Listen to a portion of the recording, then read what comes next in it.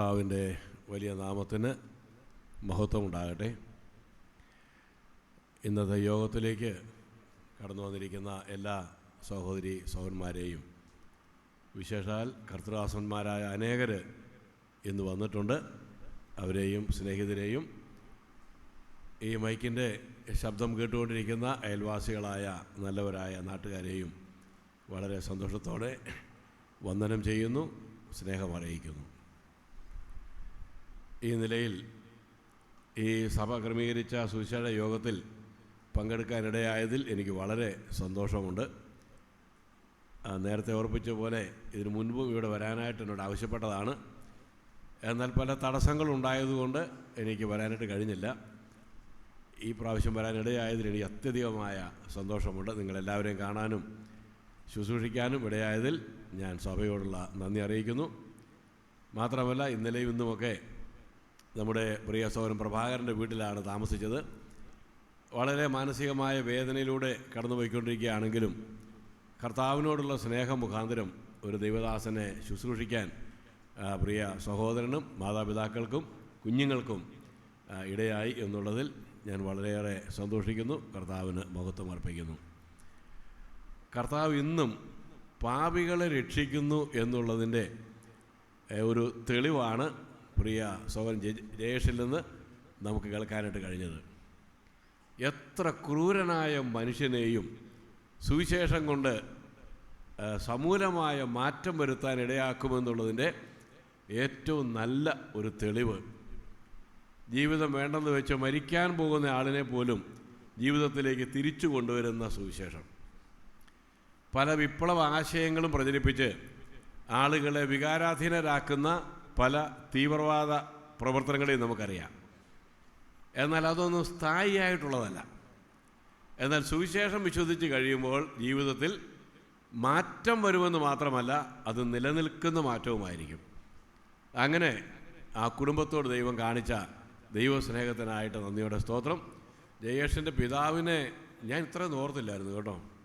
ഒന്ന് എഴുന്നേറ്റ് നിൽക്കാമോ? ഈ ജനങ്ങളൊക്കെ ഒന്ന് കാണട്ടെ. അങ്ങോട്ട് തിരിഞ്ഞും കൂടെ നിന്നേ. കണ്ടല്ലോ അല്ലേ? ആ പഴയ ക്രൂരതയൊക്കെ ഇപ്പോഴും, ആ ഭാവമൊക്കെ മുഖത്ത് ഇപ്പോഴും ഉണ്ട്.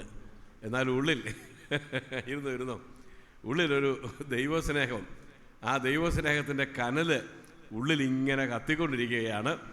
എന്തൊരു മാറ്റം! ഒരുവൻ ക്രിസ്തുവിലായാൽ അവൻ പുതിയ സൃഷ്ടി, പഴയതെല്ലാം കഴിഞ്ഞുപോയി, സകലവും പുതുതായി തീർന്നിരിക്കുന്നു. ഞാൻ ഇന്നലെ ഓർപ്പിച്ച പോലെ പഴയ കാലത്തൊക്കെ മുൻപൊക്കെ പ്രസംഗിച്ചുകൊണ്ടിരുന്ന പോലെയുള്ള ഒരു ആവേശത്തോടു കൂടിയ പ്രസംഗമൊന്നും ഞാനിപ്പോൾ പ്രസംഗിക്കാറില്ല. കുറേ കൂടെ ജനകീയമാകണം, ആളുകൾക്ക് ഞാൻ പറയുന്ന കാര്യങ്ങളെല്ലാം മനസ്സിലാക്കണം എന്നൊരാഗ്രഹമുള്ളതുകൊണ്ട് കുറേ കൂടെ ശബ്ദമൊക്കെ കുറച്ച്, വേഗത കുറച്ചാണ് ഈ കുറേ നാളുകളായിട്ട് ദൈവവചനം അറിയിക്കാറുള്ളത്. ഞാനിപ്പോൾ കൂടുതലായിട്ടും കുമ്പനാട് പ്രവർത്തിക്കുന്ന ബഥനി ബൈബിൾ സ്കൂളിൻ്റെ ശുശ്രൂഷയിലാണ് കൂടുതൽ സമയവും ചിലവഴിക്കേണ്ടി വരുന്നത്. അതുകൊണ്ടാണ് വെള്ളിയാഴ്ച എനിക്കിവിടെ വരാൻ കഴിയാഞ്ഞ മിക്കവാറും ദിവസങ്ങളൊക്കെ അവിടെ ക്ലാസ്സുകൾ എടുക്കണം. അവിടെ പഠിച്ച പൂർവ്വ വിദ്യാർത്ഥികൾ ഇവിടെ പലരുണ്ടെന്ന് എനിക്കറിയാം. ഉണ്ടല്ലോ അല്ലേ? ഒന്ന് കൈ വെക്കാമോ? എത്ര പേരുണ്ട്? എത്ര പേരാ ഉള്ളത്? എത്ര പേരാ? ഞാനീ പറഞ്ഞത് ഇന്ത്യയിലെ ബ്രദറൻകാരുടെ ഇടയ്ക്ക് ആദ്യം സ്ഥാപിക്കപ്പെട്ട ബൈബിൾ സ്കൂളാണ് ബഥനി ബൈബിൾ സ്കൂൾ. 72 ബാച്ചുകൾ കഴിഞ്ഞു. കോവിഡിന് മുമ്പ് തന്നെ അതിൻ്റെ ചുമതല ഏൽപ്പിക്കാനായിട്ട് നോക്കിയിട്ട് ഒരാളും അതിന് ചുമതല എടുക്കുകയില്ല. പല കാരണങ്ങളാണ്. ഒന്ന്, ഒരാൾ ചുമതല ഏറ്റാൽ അതിന് മുഴുവൻ ഉത്തരവാദിത്വം ആൾ തന്നെ ചെയ്യണം. 2, ഒരു പൈസ മുമ്പോട്ട് നടത്തിക്കൊണ്ട് പോകാനായിട്ടില്ല. ആരോ ചുമതല ഏൽക്കുന്നത്? എന്നെ ഞാനാക്കിയത് ദൈവമായ കഴിഞ്ഞാൽ പിന്നെ എനിക്ക് ഏറ്റവും കൂടുതൽ കടപ്പാടുള്ളത് ഈ ബഥനി ബൈബിൾ സ്കൂളിനോടാണ്. ഒന്നും അറിയാൻ പാടില്ലാതെ 19ാമത്തെ വയസ്സിൽ ഈ ബൈബിൾ സ്കൂളിലേക്ക് ഞാൻ വന്നതാണ്. ആർത്തിയോടും ആവേശത്തോടും കൂടെ ഓരോ ക്ലാസ് ഞാൻ കേട്ടിരുന്നു, പഠിച്ചു. പിന്നീട് 6 വർഷങ്ങൾ പഠിച്ചെങ്കിലും ഈ ബഥനി ബൈബിൾ സ്കൂളിൽ കിട്ടിയ പരിശീലനം എനിക്ക് വേറെ ഒരിടത്തും കിട്ടിയില്ല. അതുകൊണ്ട് വൈകാരികമായ അടുപ്പ് ഈ സ്ഥാപനത്തോടുണ്ടായിരുന്നതുകൊണ്ട് ഇത് അടഞ്ഞു പോകാൻ ഇടയാകരുത് എന്നുള്ള ആഗ്രഹത്തിൽ അതിൻ്റെ ചുമതല ഏറ്റെടുത്ത് കഴിഞ്ഞ 3 വർഷങ്ങളായിട്ട് നടത്തി വരികയാണ്. ഞാനീ പറഞ്ഞതിൻ്റെ താല്പര്യം, നേരത്തെ ഈ തിരുവനന്തപുരത്തിൻ്റെ തെക്കൻ തിരുവിതാംകൂർ എന്നാണല്ലോ പറയാറുള്ളത്. മിക്കവാറും എല്ലാ വർഷവും 2-3 പേരൊക്കെ പഠിക്കാൻ വന്നുകൊണ്ടിരുന്നതാണ്. എന്നാൽ ഇപ്പം അങ്ങനെ കാണുന്നില്ല. അതെന്താ കാരണമെന്ന് എനിക്കറിയാൻ പാടില്ല. അങ്ങനെ ഇവിടുന്ന് ആളുകളെ കിട്ടാൻ വേണ്ടി ഞങ്ങൾ ട്രസ്റ്റിലെ ഒരു അംഗത്തെ ഇവിടുന്ന് ആക്കിയിരിക്കുക. നമ്മുടെ ജോയികുമാർ സഹോദരനെയാണ്. അദ്ദേഹം പലരോടൊക്കെ പറയുന്നുണ്ട്. ഞാൻ പറഞ്ഞൊരു താല്പര്യം, ഒരു വർഷത്തെ ഒരു മലയാളം കോഴ്സാണ്. വേദപുസ്തകത്തിലെ അടിസ്ഥാന ഉപദേശങ്ങളെല്ലാം പഠിപ്പിക്കും.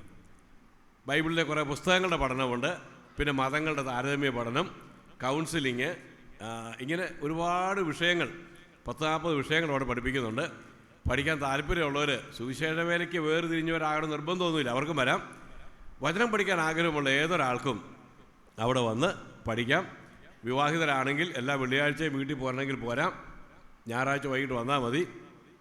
പ്രായമൊന്നും ഒരു വിഷയമില്ല, 10, 70, 75 വയസ്സുള്ളവരൊക്കെ പഠിക്കാറുണ്ട്. നേരത്തെ ഒന്ന് പഠിച്ചു പോയതുകൊണ്ട് അന്ന് പഠിച്ച കാര്യമൊന്നും ഓർമ്മയിലില്ലല്ലോ. ഒന്നുകൂടി ഒന്ന് പുതുതായിട്ട് പഠിക്കണമെന്നുണ്ടെങ്കിൽ ഇനി പഠിക്കാൻ അവസരമുണ്ട്. കേട്ടല്ലേ, പ്രഭാകർ സഹോദരനോടും കൂടിയാണ് പറഞ്ഞത്. നിങ്ങൾ പ്രിയ ജോയികുമാർ സഹോദരനെയോ ഈ സുവിശേഷന്മാരിൽ ആരെയെങ്കിലും ബന്ധപ്പെട്ടാൽ അവർ എന്നെ ഇവരെ അറിയിക്കുകയും അതിൻ്റെ ക്രമീകരണങ്ങൾ ചെയ്യുകയും ചെയ്യാവുന്നതാണ്. ജൂൺ മാസം ആദ്യത്തെ തിങ്കളാഴ്ചയാണ് ക്ലാസ്സുകൾ തുടങ്ങുന്നത്. നേരത്തെ ഉണ്ടായിരുന്നതിനേക്കാൾ ഒരുപാട് മാറ്റങ്ങളൊക്കെ വരുത്തി നമുക്ക് ധാരാളം പരസ്യ പ്രവർത്തനങ്ങൾ 5 സഭകളിൽ വിദ്യാർത്ഥികളെ മാറി മാറി ഓരോ ഞായറാഴ്ചയും പറഞ്ഞു വിട്ട് പ്രസംഗങ്ങളൊക്കെ ചെയ്യിക്കും. സ്വന്തമായിട്ട് വാഹനമുണ്ട്, എല്ലാ സൗകര്യങ്ങളൊക്കെ ഇപ്പോൾ ഉണ്ടാക്കിയിട്ടുണ്ട്. പഠിക്കാൻ താല്പര്യമുണ്ടെങ്കിൽ ദയവായിട്ട് വരണം, ഈ സൗകര്യം പ്രയോജനപ്പെടുത്തണം എന്ന് സ്നേഹത്തോടുകൂടെ ഓർപ്പിക്കുകയാണ്. മിനിങ്ങാന്ന് രാത്രിയിൽ പ്രിയ അനിലൻ സഹോദരൻ ഇവിടെ പാപമോചനത്തെക്കുറിച്ച് പ്രസംഗിച്ചു. ഇന്നലെ ദൈവസ്നേഹത്തെക്കുറിച്ചുള്ള ഒരു സന്ദേശമാണ് നമ്മൾ കേട്ടത്. 1 യോഹന്നാൻ 3-ാം അധ്യായത്തിൻ്റെ 1-ാം വാക്യത്തിൽ, കാൺമീൻ നാം ദൈവമക്കളെന്ന് വിളിക്കപ്പെടുവാൻ പിതാവ് എത്ര വലിയ സ്നേഹം നൽകിയിരിക്കുന്നു. ആ വാക്യത്തെ 5 ഭാഗങ്ങളായിട്ട് നമ്മൾ വിഭജിച്ചു. ഞാൻ അങ്ങനെ വിഭജിച്ച് ചിന്തിക്കാൻ തുടങ്ങിയത് ഈ ബദനി ബൈബിൾ സ്കൂളിൽ പഠിക്കാൻ തുടങ്ങിയപ്പോൾ ഈ സ്ഥലത്തുള്ള സഭകളൊക്കെ സ്ഥാപിച്ച എസക്കിയേൽ സാറിൻ്റെ ശിക്ഷണത്തിൽ നിന്നാണ്. അദ്ദേഹം ഈ വേദപുസ്തക വ്യാഖ്യാനത്തെക്കുറിച്ച് ഞങ്ങളെ പഠിപ്പിച്ചു. അന്ന് അദ്ദേഹം പറഞ്ഞൊരു കാര്യമുണ്ട്, വാക്യം മുറിച്ച് വ്യാഖ്യാനിക്കണം. നിങ്ങൾ കേട്ടിട്ടുണ്ടായിരിക്കും, വാക്യം മുറിച്ച് വ്യാഖ്യാനിക്കണം. അപ്പോൾ ഒരു വാക്യം കണ്ടാൽ ആ വാക്യത്തിലെ പ്രധാനപ്പെട്ട കാര്യം എന്താണെന്ന് മനസ്സിലാക്കിയിട്ട് ആ ആശയത്തോട് ബന്ധപ്പെടുത്തി ആ വാക്യത്തെ പല കഷണങ്ങളാക്കി മുറിക്കണം. അങ്ങനെ 2 തീമോഥെയോസ് 2-ാം അധ്യായത്തിൻ്റെ 15-ാം വാക്യത്തിൽ പറഞ്ഞിട്ടുണ്ട്. എസക്കിയേൽ സാർ കണ്ടുപിടിച്ചതല്ല, അദ്ദേഹം ആ കാര്യം മനസ്സിലാക്കി പഠിപ്പിച്ചതാണ്. സത്യവചനത്തെ യഥാർത്ഥമായി പ്രസംഗിച്ചെന്നാണ് മലയാളത്തിൽ. ഇംഗ്ലീഷ് ബൈബിളൊക്കെ rightly dividing the word of truth. സത്യവചനത്തെ ശരിക്ക് മുറിച്ച് പഠിക്കണമെന്നാണ്. ഒരു വാക്യത്തെ പലതായിട്ട് മുറിക്കണം, ഓരോ ഖണ്ഡികയെ പലതായിട്ട് മുറിക്കണം, ഒരധ്യായത്തെ പലതായിട്ട് വിഭജിക്കണം. അത് അദ്ദേഹം അന്ന് പഠിപ്പിച്ച് തുടങ്ങി. എനിക്ക് വലിയ ആവേശമാണ്. അതുകൊണ്ട് കഴിയുന്നിടത്തോളം ആ പ്രമാണം അനുസരിച്ച് വേദപുസ്തകം ധ്യാനിക്കാനും പഠിക്കാനും ഞാൻ ഉത്സാഹിക്കാറുണ്ട്. അങ്ങനെ യോഹന്നാൻ്റെ 1-ാം ലേഖനം 3-ാം അധ്യായം 1-ാം വാക്യത്തിൽ പ്രധാനപ്പെട്ട വിഷയം ദൈവസ്നേഹമായതുകൊണ്ട് ആ സ്നേഹത്തെക്കുറിച്ച് ആ വാക്യത്തിൽ 5 കാര്യങ്ങൾ പറഞ്ഞ് നമ്മൾ ഓർത്തു. ആ സ്നേഹം സമാനതകളില്ലാത്ത സ്നേഹമാണ്. വാട്ട് മാനർ ഓഫ് ലവ്, ഒരു പ്രത്യേക തരത്തിലുള്ള സ്നേഹമാണ്. ഒന്നാമത് അത് കണ്ടു. രണ്ടാമത് അത് പിതാവിൻ്റെ സ്നേഹമാണ്. മൂന്നാമത്തേത് ഓർക്കുന്നുണ്ടോ ആരെങ്കിലും? 24 മണിക്കൂറായില്ലല്ലോ പറഞ്ഞിട്ട്. അത് മുതൽ മുടക്കിയതാ, ചെലവുള്ള സ്നേഹമായിരുന്നു, മുതൽ മുടക്കിയതാ. നാലാമത്തേത് ശരിയാ, രൂപാന്തരം വരുത്തുന്ന സ്നേഹമാണ്. അഞ്ചാമത്തേത് കാണാനുള്ള സ്നേഹമാണ്. 5 കാര്യങ്ങൾ. ഇന്ന് രാവിലെ ഇവിടെ നടന്ന വചന ശുശ്രൂഷയിൽ കഷ്ടങ്ങളിൽ ഏറ്റവും അടുത്ത തുണയായ ദൈവത്തെക്കുറിച്ചുള്ള കാര്യങ്ങളാണ് ചിന്തിച്ചത്. എന്നാൽ ഈ രാത്രിയിൽ ദൈവസ്നേഹത്തോട് നമ്മുടെ പ്രതികരണം, ദൈവം ചെയ്ത കരുതലുകൾ, ദൈവം നമുക്ക് നൽകുന്ന അനവധിയായ ഉപകാരങ്ങൾ, നന്മകൾ, അതോടുള്ള നമ്മുടെ പ്രതികരണം എന്തായിരിക്കണം? നമ്മൾ ദൈവത്തിന് നന്ദി പറയണം. എന്തുകൊണ്ട് ദൈവത്തിന് നന്ദി പറയണം എന്നുള്ളതിനെ കുറിച്ചുള്ള ഒരു വാക്യം വായിച്ച് ആ അധ്യായത്തിലെ ചില കാര്യങ്ങൾ ഓർപ്പിക്കാം എന്ന് വിചാരിക്കുന്നു. എബ്രായ ലേഖനം 13-ാം അധ്യായത്തിൻ്റെ 15-ാമത്തെ വാക്യം. എബ്രായ ലേഖനം 13-ാം അധ്യായം 15-ാമത്തെ വാക്യം.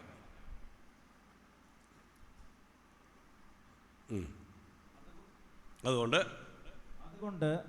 അവൻ മുഖാന്തരം നാം ദൈവത്തിന് അവന്റെ നാമത്തെ ഏറ്റുപറയുന്ന അധരഫലമെന്ന സ്തോത്രയാഗം ഇടപെടാതെ അർപ്പിക്കുക. അത്രയും മതി. അതുകൊണ്ട് അവൻ മുഖാന്തരം നാം ദൈവത്തിന് അവൻ്റെ നാമത്തെ ഏറ്റുപറയുന്ന അധരഫലം എന്ന സ്തോത്രയാഗം ഇടവിടാതെ അർപ്പിക്കുക. ആ വാക്യത്തെ മുറിക്കാൻ പോയാൽ ഒരുപാട് കാര്യങ്ങളുണ്ട്. അതുകൊണ്ട് ഏതുകൊണ്ട് അവൻ മുഖാന്തരം നാം ദൈവത്തിന് അവൻ്റെ നാമത്തെ ഏറ്റുപറയുന്ന അധരഫലം എന്ന സ്തോത്രയാഗം ഇടവിടാതെ അർപ്പിക്കുക. എത്ര കാര്യങ്ങളാണ്! സുവിശേഷന്മാർ പലരും ഉള്ളതുകൊണ്ട് ഞാൻ ആ വാക്യത്തെ ഒന്ന് മുറിച്ചു തരിക, നിങ്ങളുടെ സൗകര്യത്തിന് വേണ്ടിയാണ്. അതുകൊണ്ട് അവൻ മുഖാന്തരം അവൻ്റെ നാമത്തെ ഏറ്റുപറയുന്ന അധരഫലം എന്ന സ്തോത്രയാഗം ഇടവിടാതെ അർപ്പിക്കുക. ഓരോ വാക്യവും മുറിച്ചാൽ അതെല്ലാം ഓരോ പ്രസംഗങ്ങളാണ്. ഇവിടെ ആ വാക്യം ആരംഭിക്കുന്നത് അതുകൊണ്ടെന്നുള്ള വാക്കോടുകൂടിയാണ്. ഞാൻ കഴിഞ്ഞ ചില ദിവസങ്ങൾക്ക് മുമ്പ് തുടർച്ചയായിട്ട് ഇങ്ങനെ ബൈബിൾ വായിച്ചു വന്നപ്പോൾ ഈ 13-ാം അധ്യായത്തിൽ ഈ ഒരു വാക്ക് എൻ്റെ ശ്രദ്ധയിൽപ്പെട്ടു. അതുകൊണ്ടെന്ന് പറയുമ്പോൾ ആ വാക്യത്തോട് നമുക്കൊരു ചോദ്യം ചോദിക്കാൻ അവകാശമുണ്ട്. എന്ത് ചോദിക്കണം? ഏതുകൊണ്ട് അവൻ്റെ നാമത്തെ ഏറ്റുപറയുന്ന അധരഫലം, അവൻ മുഖാന്തരം അവൻ്റെ നാമത്തെ ഏറ്റുപറയുന്ന അധരഫലം എന്ന സ്തോത്രയാഗം ഇടപെടാതെ ഏതുകൊണ്ട്? ആ ചോദ്യത്തിന് ഉത്തരം ആ 13-ാം അധ്യായം മുഴുവനും നമുക്ക് തരികയാണ്. ദൈവത്തിന് സ്തോത്രം ചെയ്യണം. അധരഫലം എന്ന സ്തോത്രയാഗം നമുക്കറിയാം. പഴയ നിയമകാലത്ത് 5 വിധമായ യാഗങ്ങൾ അർപ്പിക്കാൻ ഏർപ്പാടുണ്ടായിരുന്നു. ലേവ്യ പുസ്തകത്തിൽ അങ്ങനെ വായിക്കുന്നുണ്ട്. 1, 2, 3, 4, 5 അധ്യായങ്ങളിലായിട്ട് 5 പ്രധാനപ്പെട്ട യാഗങ്ങൾ, പാപപരിഹാരത്തിന് വേണ്ടിയും ദൈവത്തെ പ്രസാദിപ്പിക്കാൻ വേണ്ടിയുമായിട്ട് 5 യാഗങ്ങൾ. ഞാനതിൻ്റെ വിശദീകരണത്തിലേക്കൊന്നും പോകുന്നില്ല. പുതിയ നിയമകാലത്തും 5 യാഗങ്ങളുണ്ട്. പഴയ നിയമകാലത്തേത് വസ്തുമയമായതാണ്, മൃഗങ്ങളെയോ സാധനങ്ങളെയോ ഒക്കെ കൊണ്ടുവന്ന് അർപ്പിക്കുന്നതാണ് യാഗം. പുതിയ നിയമകാലത്ത് ആത്മീക യാഗങ്ങളാണ്. ഒരു വ്യത്യാസം മാത്രം, അതിനകത്ത് കാളയില്ല, ആടില്ല, പ്രാവില്ല, മാവില്ല, ആത്മീക യാഗം. അങ്ങനെയുള്ള യാഗങ്ങൾ ഇടപെടാതെ ദൈവത്തിന് അർപ്പിക്കണം. അത് ദൈവം അംഗീകരിക്കുന്ന യാഗമാണ്. അതിലൊരു കാര്യം പറയാണ്, അധരഫലമെന്ന സ്തോത്രയാഗം. തൊട്ടടുത്ത് നന്മ ചെയ്യാനും കൂട്ടായ്മ കാണിപ്പാനും മറക്കരുത്, ഈ വക യാഗങ്ങളിലല്ലോ ദൈവം പ്രസാദിക്കുന്നത് എന്ന് പറഞ്ഞിട്ടുണ്ട്. അപ്പോൾ സ്തോത്രയാഗം ഇടപെടാതെ അർപ്പിക്കണം. എന്തിനാ സ്തോത്രം പറയുന്നത്? സ്തോത്രമെന്ന് പറഞ്ഞാൽ നന്ദി എന്നാണല്ലോ, അല്ലേ? നന്ദി എന്നാ. എന്തിനാ നന്ദി പറയുന്നത്? എന്തെങ്കിലും ഉപകാരം ചെയ്തിട്ടാ? അത് വെറുതെ രാവിലെ എഴുന്നേൽക്കുമ്പോൾ തൊട്ടേ സ്തോത്രം സ്തോത്രം സ്തോത്രം നന്ദി നന്ദി നന്ദി എന്ന് പറഞ്ഞ് റോഡേവിടെ നടക്കാമെന്ന് വിചാരിച്ചോ? രാവിലെ എഴുന്നേറ്റു ഇവിടുന്ന് ഇങ്ങനെ പോകുന്ന വഴിക്കെല്ലാം നന്ദി നന്ദി നന്ദി നന്ദി നന്ദി, താങ്ക്സ് താങ്ക്സ്, ഇങ്ങനെ കുറേ നേരം പറഞ്ഞു കഴിഞ്ഞാൽ നാട്ടുകാരെന്ത് ചെയ്യും? എന്നാ ചെയ്യുന്ന നാട്ടുകാരെന്ത് ചെയ്യും? ഇവിടെ അടുത്ത് എങ്ങോട്ടോട്ട് കൊണ്ടുപോകുന്നാണ് പറഞ്ഞേ. ഇതുവരെ ആളുകൾ സുഖമില്ലെന്ന് ആളുകൾ വിചാരിക്കും. അപ്പം നന്ദി പറയണമെങ്കിൽ അതിന് കാരണം വേണം. ഇവിടെ പറയുകയാണ്, അവൻ മുഖാന്തരം അവൻ്റെ നാമത്തെ ഏറ്റുപറയണം, നന്ദി പറയണം, സ്തോത്രം ചെയ്യണം. പൗലോസ് അപ്പോസ്തലൻ പറഞ്ഞപ്പോൾ പറഞ്ഞു, ഇരുളിൻ്റെ അധികാരത്തിൽ നിന്ന് നമ്മെ വിടുവിച്ച് സ്നേഹസ്വരൂപനായ പുത്രൻ്റെ രാജ്യത്തിലാക്കി തീർത്തവനുമായവന് സന്തോഷത്തോടെ സ്തോത്രം ചെയ്യണം. അപ്പോൾ ദൈവത്തിന് സ്തോത്രം ചെയ്യണം. വ്യക്തിപരമായിട്ടായാലും കുടുംബപരമായിട്ടായാലും സഭാപരമായിട്ടായാലും ദൈവത്തോട് നന്ദിയുള്ളവരായി തീരണം. ദൈവത്തിന് സ്തോത്രമെന്ന യാഗം ഇടവിടാതെ അർപ്പിക്കണം. അത് ദൈവം നമ്മിൽ നിന്ന് ആഗ്രഹിക്കുന്ന കാര്യമാണ്. എന്തുകൊണ്ട് ദൈവത്തിന് സ്തോത്രമെന്ന യാഗം അർപ്പിക്കണം? അല്ലെങ്കിൽ എന്തുകൊണ്ട് നമ്മൾ ദൈവത്തോട് നന്ദിയുള്ളവരായിരിക്കണം? നമുക്കറിയാം, എണ്ണി എണ്ണി സ്തുതിക്കാൻ ധാരാളം കാരണങ്ങൾ ദൈവം നൽകിയിട്ടുണ്ട്. എന്നാൽ ഈ അധ്യായത്തിൽ 5 പ്രത്യേകമായ കാരണങ്ങൾ പറഞ്ഞിട്ടുണ്ട്. നമ്മൾ ദൈവത്തോട് നന്ദിയുള്ളവരായിരിക്കാനും ദൈവത്തിന് നന്ദി അർപ്പിക്കാനുമായി 5 കാരണങ്ങൾ പറഞ്ഞിട്ടുണ്ട്. ഞാൻ 5 കാരണങ്ങൾ ഓരോന്നായി ചൂണ്ടിക്കാണിച്ചിട്ട് അല്പാൽപ വിശദീകരണങ്ങൾ പറയാം എന്ന് വിചാരിക്കുകയാണ്. ഒന്നാമത്തേത് ആദ്യത്തെ വാക്യത്തിലാണ്. അതൊന്ന് വായിക്കാം. എബ്രായ ലേഖനം 13-ാം അധ്യായത്തിൻ്റെ 1-ാമത്തെ വാക്യത്തിൽ ദൈവത്തിന് നന്ദി പറയേണ്ട 1-ാമത്തെ കാര്യമുണ്ട്. സഹോദരപ്രീതി നിലനിൽക്കട്ടെ, അതിഥി സൽക്കാരം മറക്കരുത്. അതിനാൽ ചിലർ അറിയാതെ ദൈവദൂതന്മാരെ സൽക്കരിച്ചിട്ടുണ്ട്. അതാണ് 1-ാമത്തെ കാര്യം. ദൈവം നൽകിയ സമ്പത്തോർത്ത് ദൈവത്തിന് നന്ദി പറയണം. ദൈവം നൽകിയ സമ്പത്ത് ഓർത്ത് ദൈവത്തിന് ഇപ്പോൾ സമ്പത്തുള്ള വാക്കൊന്നും അവിടെ ഇല്ല, ഞാൻ വിശദീകരിച്ചോളാം. രണ്ടാമത്തെ കാര്യം 4-ാമത്തെ വാക്യത്തിലാണ്. വിവാഹം എല്ലാവർക്കും മാന്യവും കിടക്ക നിർമ്മലവും ആയിരിക്കട്ടെ. എന്നാൽ ദുർനടപ്പുകാരെയും വ്യഭിചാരികളെയും ദൈവം വിധിക്കും. ദൈവം നൽകിയ കുടുംബം ഓർത്ത് ദൈവത്തിന് സ്തോത്രം ചെയ്യണം. ദൈവം നൽകിയ കുടുംബം. 3-ാമത്തെ കാര്യം 5-ാമത്തെ വാക്യം, 5ഉം 6ഉം വാക്യങ്ങൾ. 3-ാമത്തെ കാര്യം, നിങ്ങളുടെ നടപ്പ് ദ്രവ്യാഗ്രഹമില്ലാത്തതായിരിക്കട്ടെ, ഉള്ളതുകൊണ്ട് തൃപ്തിപ്പെടുവിൻ. ഞാൻ നിന്നെ ഒരു നാളും കൈവിടുകയില്ല, ഉപേക്ഷിക്കുകയുമില്ല എന്ന് അവൻ തന്നെ അരുളി ചെയ്തിരിക്കുന്നുവല്ലോ. ആകയാൽ കർത്താവ് എനിക്ക് തുണ, ഞാൻ പേടിക്കയില്ല. മനുഷ്യൻ എന്നോട് എന്ത് ചെയ്യും എന്ന് നമുക്ക് ധൈര്യത്തോടെ പറയാം. ദൈവം നൽകിയ വാഗ്ദത്തങ്ങൾ ഓർത്ത് ദൈവത്തിന് നന്ദി പറയണം. അപ്പോൾ 1 സമ്പത്തോർത്ത്, 2 കുടുംബമോർത്ത്, 3 വാഗ്ദത്തങ്ങൾ ഓർത്ത്.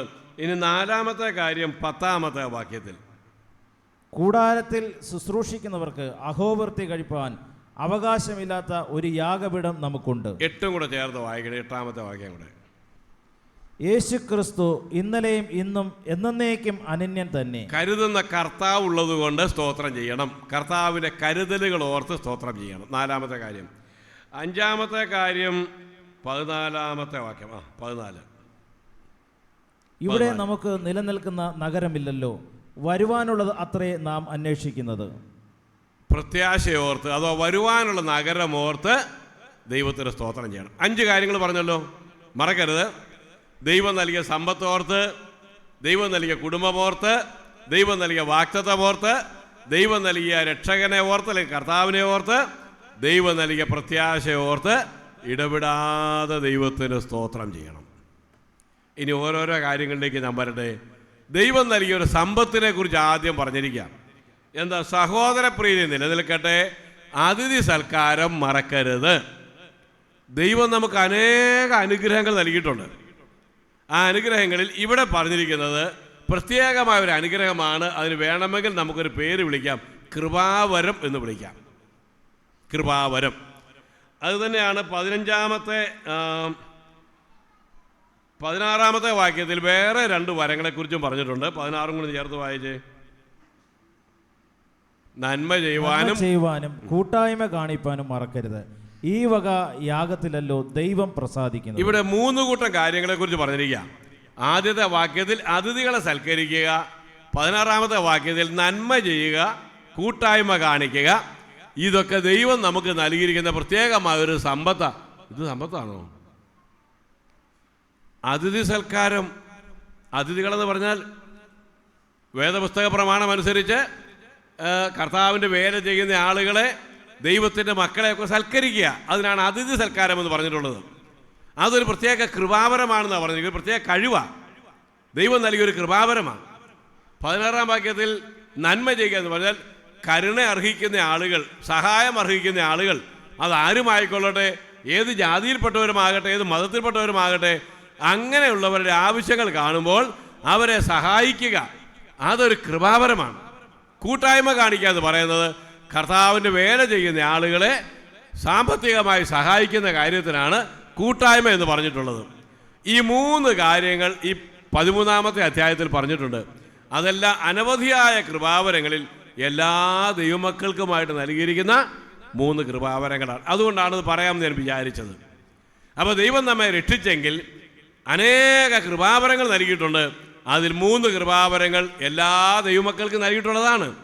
അതിഥികളെ സൽക്കരിക്കണം, ആളുകളോട് കരുണയുള്ളവരായിരിക്കണം, കർത്താവിൻ്റെ വേല ചെയ്യുന്ന ആളുകളെ സാമ്പത്തികമായി സഹായിക്കണം. ഈ 3 വരങ്ങൾ നമ്മുടെ നോട്ടത്തിൽ നഷ്ടക്കച്ചവടമാണ്. ശരിയാണോ? ആണോ? അതിഥികളെ സൽക്കരിക്കുക എന്ന് പറഞ്ഞാൽ വല്ല ഗുണമുണ്ടോ അതിന്? ധാരാളം ദൈവമക്കളൂടെ ഉള്ളതുകൊണ്ടാണ് ഞാൻ ഈ വിഷയത്തിൽ നിന്ന് അങ്ങോട്ടും ഇങ്ങോട്ടൊക്കെ മാറി പറയുന്നത്. പത്രോസിൻ്റെ 1-ാം ലേഖനം 4-ാം അധ്യായത്തിൻ്റെ 9 തുടങ്ങി 11 വരെ വാക്യങ്ങൾ ഈ കാര്യത്തെക്കുറിച്ച് വീണ്ടും പറഞ്ഞിട്ടുണ്ട്. അവിടെ പറയുന്നത് പിറുപിറുപ്പ് കൂടാതെ അതിഥി സൽക്കാരം ആചരിപ്പീൻ. ഒരുത്തന് വരം ലഭിച്ചതുപോലെ, ഓരോരുത്തരും വരം ലഭിച്ചതുപോലെ ദൈവകൃപയുടെ നല്ല ഗ്രഹവിചാരകന്മാരായി അതിനെക്കൊണ്ട് അന്യോന്യം ശുശ്രൂഷിപ്പീൻ. 11-ാമത്തെ വാക്യത്തിൽ എന്താ പറയുന്നറിയാമോ? ഒരുത്തൻ പ്രസംഗിക്കുന്നുവെങ്കിൽ ദൈവത്തിൻ്റെ അരുളപ്പാട് പ്രസ്താവിക്കുന്നു എന്ന പോലെയും ഒരുത്തൻ ശുശ്രൂഷിക്കുന്നുവെങ്കിൽ ദൈവം നൽകുന്ന പ്രാപ്തി പോലെയുമാകട്ടെ. എല്ലാറ്റിലും ദൈവം യേശുക്രിസ്തു മുഖാന്തരം മഹത്വപ്പെടുവാനിടയാകട്ടെ. ഞാൻ ഈ വാക്യങ്ങൾ 3 വാക്യങ്ങൾ പറഞ്ഞതിൻ്റെ ഉദ്ദേശം, 9-ാമത്തെ വാക്യത്തിൽ അതിഥികളെ സൽക്കരിക്കുക, അവർക്ക് ആഹാരം കൊടുക്കുക, അവരുടെ കാര്യങ്ങൾ നോക്കുക, ഇതാണ് 9-ാമത്തെ വാക്യത്തിൽ. എന്നിട്ട് 11-ാമത്തെ വാക്യത്തിൽ പറയുകയാണ് അതേ കാര്യം തന്നെ ശുശ്രൂഷിക്കുക, പ്രസംഗിക്കുക. ഇത് രണ്ടും കൃപാവരങ്ങളായിട്ട് പറഞ്ഞിരിക്കുക. ഞാൻ ചോദിക്കട്ടെ, ഈ 2 വരങ്ങളിൽ നമുക്ക് കൂടുതൽ ഇഷ്ടമുള്ളത് ഏതാ? ഈ അതിഥികളെ സൽക്കരിക്കുന്ന കാര്യമാണോ പ്രസംഗിക്കുന്ന കാര്യമാണോ? അല്ല, സത്യം പറഞ്ഞാൽ, ആത്മാർത്ഥമായിട്ട് പറഞ്ഞാൽ നമുക്ക് കൂടുതൽ ഇഷ്ടം ഏതായിരിക്കും? അനിടാ, പ്രസംഗമാണ്. സത്യം പറഞ്ഞ മനുഷ്യനാണ്. ആണോ? ആണ്.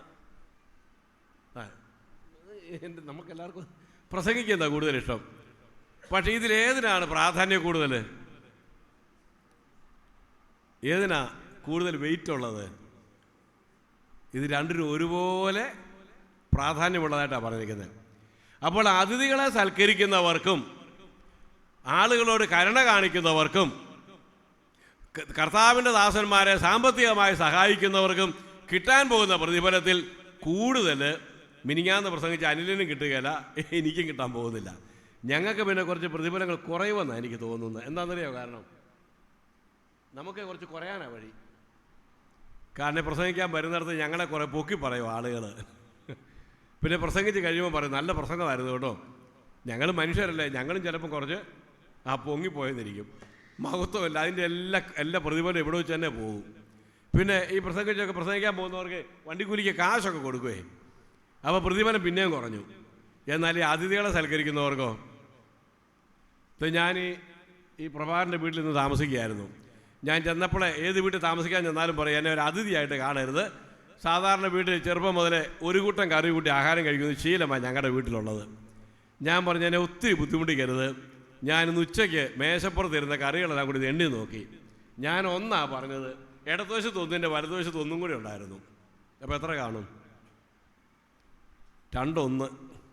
ഞാൻ എണ്ണി നോക്കി. ഞാൻ ചോദിച്ചു ഞാൻ എന്ത് ചെയ്യും, ഇങ്ങനെ കഴിച്ച് ശീലമില്ലാത്ത ആളാ. അതിഥി സൽക്കാരം കൊണ്ട് വീർപ്പ് മുട്ടിക്കുക. അങ്ങനെയുള്ള പലരെ കുറിച്ച് ബൈബിളിൽ പറഞ്ഞിട്ടുണ്ട്. യോഹന്നാന്റെ 3-ാം ലേഖനത്തിൽ ഒരു ഗായോസിനെ കുറിച്ച് പറഞ്ഞിട്ടുണ്ട്.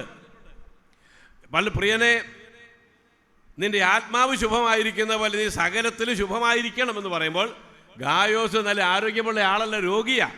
എന്നിട്ടും അനേക സുവിശേഷ പ്രവർത്തകർ ചെന്നപ്പോൾ ഈ ഗായോസിൻ്റെ വീട്ടിൽ അവരെ താമസിപ്പിച്ചു. ഇന്നൊക്കെ ആണെങ്കിൽ നമുക്ക് ഫ്രിഡ്ജും കാര്യങ്ങളും ഒക്കെ ഉണ്ട്, അത്യാവശ്യത്തിനടുത്ത കടയിൽ പോയി വല്ലതും മേടിക്കാം. പക്ഷേ 5-6 ഉപദേശിമാരൊരു വീട്ടിലേക്ക് ചെന്നു വിചാരിക്കുക, അപ്രതീക്ഷിതമായിട്ട് ചെന്നു. അന്ന് ഫോണൊന്നുമല്ലല്ലോ വിളിച്ച് പറയാൻ, അപ്രതീക്ഷിതമായിട്ട് ചെന്നു. പല ദിവസങ്ങൾ അവിടെ താമസിക്കുക. അവർക്കെല്ലാവർക്കും വേണ്ട ആഹാരമൊക്കെ ഉണ്ടാക്കി കൊടുത്ത ഗായോസിനെ നല്ലൊരു മാതൃകാ പുരുഷനായിട്ട് വേദപുസ്തകം ചൂണ്ടിക്കാണിച്ചിരിക്കുക. അങ്ങനെ തിരശീലയുടെ പിൻപിൽ ആരും കാണാതെ മറഞ്ഞിരുന്ന് ദൈവം നൽകിയിരിക്കുന്ന കഴിവുകൾ ഉപയോഗിക്കുന്ന ആളുകൾക്ക് ഞാൻ വിചാരിക്കുന്നത് കർത്താവിൻ്റെ അടുക്കൽ ചെല്ലുമ്പോൾ പ്രസംഗകർക്ക് കിട്ടുന്നതിനേക്കാളും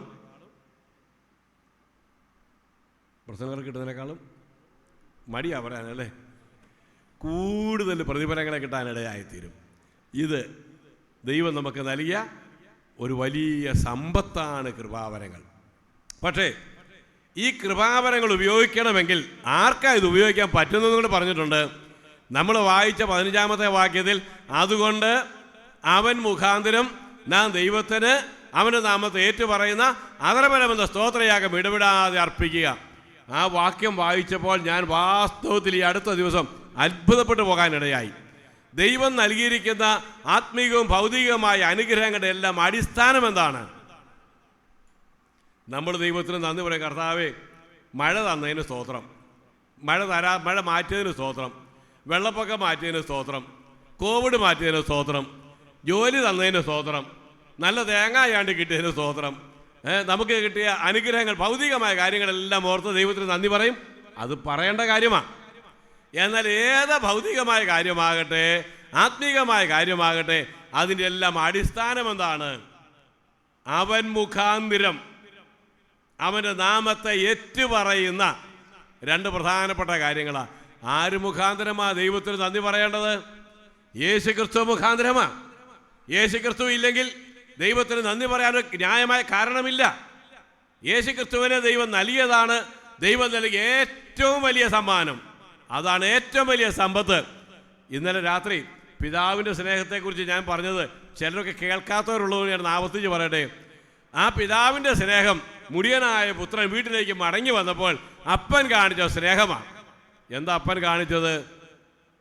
വസ്തുവകയെല്ലാം വാങ്ങി ദൂരദേശത്തേക്ക് പോയി ദുർനടപ്പുകാരോടുകൂടെ ജീവിച്ച് മുതലെല്ലാം മുടിച്ച് പന്നികളുടെ ഇടയിൽ നിന്ന് വന്ന ആ മനുഷ്യൻ, എല്ലും കോലുമായി മടങ്ങി വന്ന മനുഷ്യൻ, പന്നികളുടെ ഇടയിൽ നിന്ന് വൃത്തിയില്ലാത്ത വസ്ത്രം ധരിച്ചുകൊണ്ട് വന്ന മനുഷ്യൻ, അവൻ വരുന്നത് കണ്ടപ്പോൾ ദൂരെ നിന്ന് അപ്പൻ അവനെ കണ്ടു, ഓടിച്ചെന്നു, കെട്ടിപ്പിടിച്ചു, ചുംബിച്ചു. വീട്ടിലേക്ക് കൊണ്ടുവന്നിട്ട് വീട്ടിലെ വേലക്കാരൻ എന്താ പറഞ്ഞത്? അവൻ്റെ വസ്ത്രം മാറണം, കൈക്ക് മോതിരമിടണം, കാലിന് ചെരുപ്പിടണം. ഇതെല്ലാം അവന് ലഭിച്ച അനുഗ്രഹങ്ങളാണ്.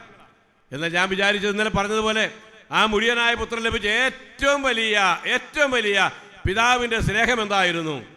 വസ്ത്രം കിട്ടിയതല്ല, അതൊരു വലിയ കാര്യമാണ്. ചെരുപ്പ് കിട്ടിയതല്ല, അതൊരു വലിയ കാര്യമാണ്. മോതിരം കിട്ടിയതല്ല, വലിയ കാര്യമാണ്.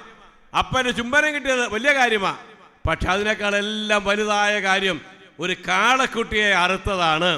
എന്തിനു വേണ്ടിയാണ് കാളക്കുട്ടിയെ അറുത്തത്? വെറുതെ കുറെ ഇറച്ചി തിന്നാൻ വേണ്ടിയല്ല. നമ്മൾ ഓർക്കുകയുണ്ടായല്ലോ, യഹൂദ കുടുംബങ്ങളിൽ നിന്ന് ആരെങ്കിലും ഒരാൾ ദൂരദേശത്തേക്ക് യാത്രയായി അനേക മാസങ്ങൾ കഴിഞ്ഞാണ് മടങ്ങി വരുന്നതെങ്കിൽ അവൻ്റെ യാത്രയിൽ എന്തെങ്കിലും അരുതാത്ത ചെയ്തു പോയെങ്കിൽ അവൻ്റെ പാപത്തിനു വേണ്ടി പരിഹാരമുണ്ടാക്കാൻ ഒരു മൃഗത്തെ നേരത്തെ തയ്യാറാക്കി നിർത്തും. തടിപ്പിച്ച കാളക്കുട്ടി എന്നാണ് പറയുന്നത്. ആ പിതാവ് വളരെ ഓമനിച്ച് വളർത്തിയ ഒരു കാളക്കുട്ടിയാ, കൊഴുത്ത് മെഴുത്തിരിക്കുന്ന ഒരു കാളക്കുട്ടി. ആ പിതാവ് മകൻ എന്തെങ്കിലും മടങ്ങി വരുമ്പോൾ അവൻ്റെ പാപങ്ങൾ പരിഹരിക്കപ്പെടാൻ വേണ്ടി ഈ കാളക്കുട്ടി അറുക്കണമെന്ന് തീരുമാനിച്ച് നല്ല ആഹാരമൊക്കെ കൊടുത്ത് അതിനെ വളർത്തിക്കൊണ്ടുവന്നൊരു കാളക്കുട്ടി അതിനെ അറുത്തു. അന്നത്തെ കാലത്ത് യാഗം അർപ്പിക്കുക എന്ന് പറയുമ്പോൾ നിങ്ങൾക്കറിയാമല്ലോ, ഒരു യാഗപീഠത്തിന്മേൽ മൃഗത്തിൻ്റെ എല്ലാ ഭാഗമൊന്നും വയ്ക്കുകയില്ല. അതിന് മേധസ് നെയ്യ് മാത്രമേ വയ്ക്കുകയുള്ളൂ. ബാക്കിയെല്ലാം അർപ്പിക്കുന്ന ആളിനും പുരോഹിതനുമായിട്ട് മാറ്റിവെച്ചിരിക്കുകയാണ്. അങ്ങനെയാണെങ്കിൽ ആ മേധസ് നെയ്യുടെ ബാക്കി ഭാഗം മുഴുവനും ആ വീട്ടിലുള്ളവർ ഒരുമിച്ചിരുന്ന് ഭക്ഷിക്കുകയാണ്. ആ മുടിയനായ പുത്രൻ വീട്ടിലേക്ക് വന്നപ്പോൾ അവൻ്റെ ശരീരത്തിലേക്ക് നോക്കി കാണും, ആ പഴയ കീറിയ വസ്ത്രമെല്ലാം മാറി. അപ്പാ നന്ദിയുണ്ട് കേട്ടോ, നല്ലൊരു വസ്ത്രം തന്നല്ലോ. കയ്യിലേക്ക് നോക്കിയപ്പോൾ അംഗീകാരത്തിൻ്റെ മോതിരം. എൻ്റെ അപ്പ മോതിരം തന്നില്ല, എന്നെ അംഗീകരിച്ചല്ലോ, നന്ദിയുണ്ട് കേട്ടോ. പിന്നെ എൻ്റെ കാലിന് ചെരുപ്പ് തന്നല്ലോ, നന്ദിയുണ്ട്. എനിക്ക് ചുംബനം തന്നല്ലോ, നന്ദിയുണ്ട്. ഇതെല്ലാം നന്ദി പറയാനുള്ള കാരണങ്ങളാണെങ്കിലും അവൻ്റെ ഹൃദയത്തെ വളരെയേറെ ചലിപ്പിച്ച കാര്യം, അവൻ്റെ കണ്ണിൻ്റെ മുമ്പാകെ ഒരു തെറ്റും ചെയ്യാത്ത ഒരു കാളക്കുട്ടിയുടെ കഴുത്തിൽ കത്തി ഇറങ്ങുകയും ചോര ചീറി ഒഴുകുകയും ചെയ്യുമ്പോൾ കാണുമ്പോൾ ആ മനുഷ്യൻ്റെ ഹൃദയം പിടയ്ക്കുകയാ. ഈ നിരപരാധിയായ മൃഗം എന്തിനു വേണ്ടിയാ കൊല്ലപ്പെട്ടത്? എൻ്റെ പാപത്തിന് വേണ്ടിയാ. എൻ്റെ അപ്പനെ വിട്ട് ഞാൻ പോയത് കൊണ്ടാ, ഞാൻ ദുർനടപ്പുകാരോടുകൂടെ ജീവിച്ചത് കൊണ്ടാ, അപ്പൻ്റെ കൽപ്പന ലംഘിച്ചത് കൊണ്ടാ, ഞാൻ തോന്നിയവാസിയായി ജീവിച്ചത് കൊണ്ടാ, മഹാപാപിയായി ജീവിച്ചത് കൊണ്ടാണ് അവൻ ആ കാളക്കുട്ടിയുടെ മരണം മറക്കാൻ കഴിയുന്നതല്ല. കാൽവരിയിലെ കൊലമരത്തിൽ ലോകത്തിലെ സകല മുടിയൻ പുത്രന്മാർക്കും വേണ്ടി, സകല പാപികൾക്കും വേണ്ടി ദൈവത്തിൻ്റെ ഏകജാതനായ പുത്രൻ യാഗമായി തീർന്നത്. ആ യാഗത്തിലേക്ക് നോക്കുമ്പോൾ പൗലോസ് അപ്പോസ്തലൻ പറഞ്ഞു തീരാത്ത ദാനനിമിത്തം ദൈവത്തിന് സ്തോത്രം.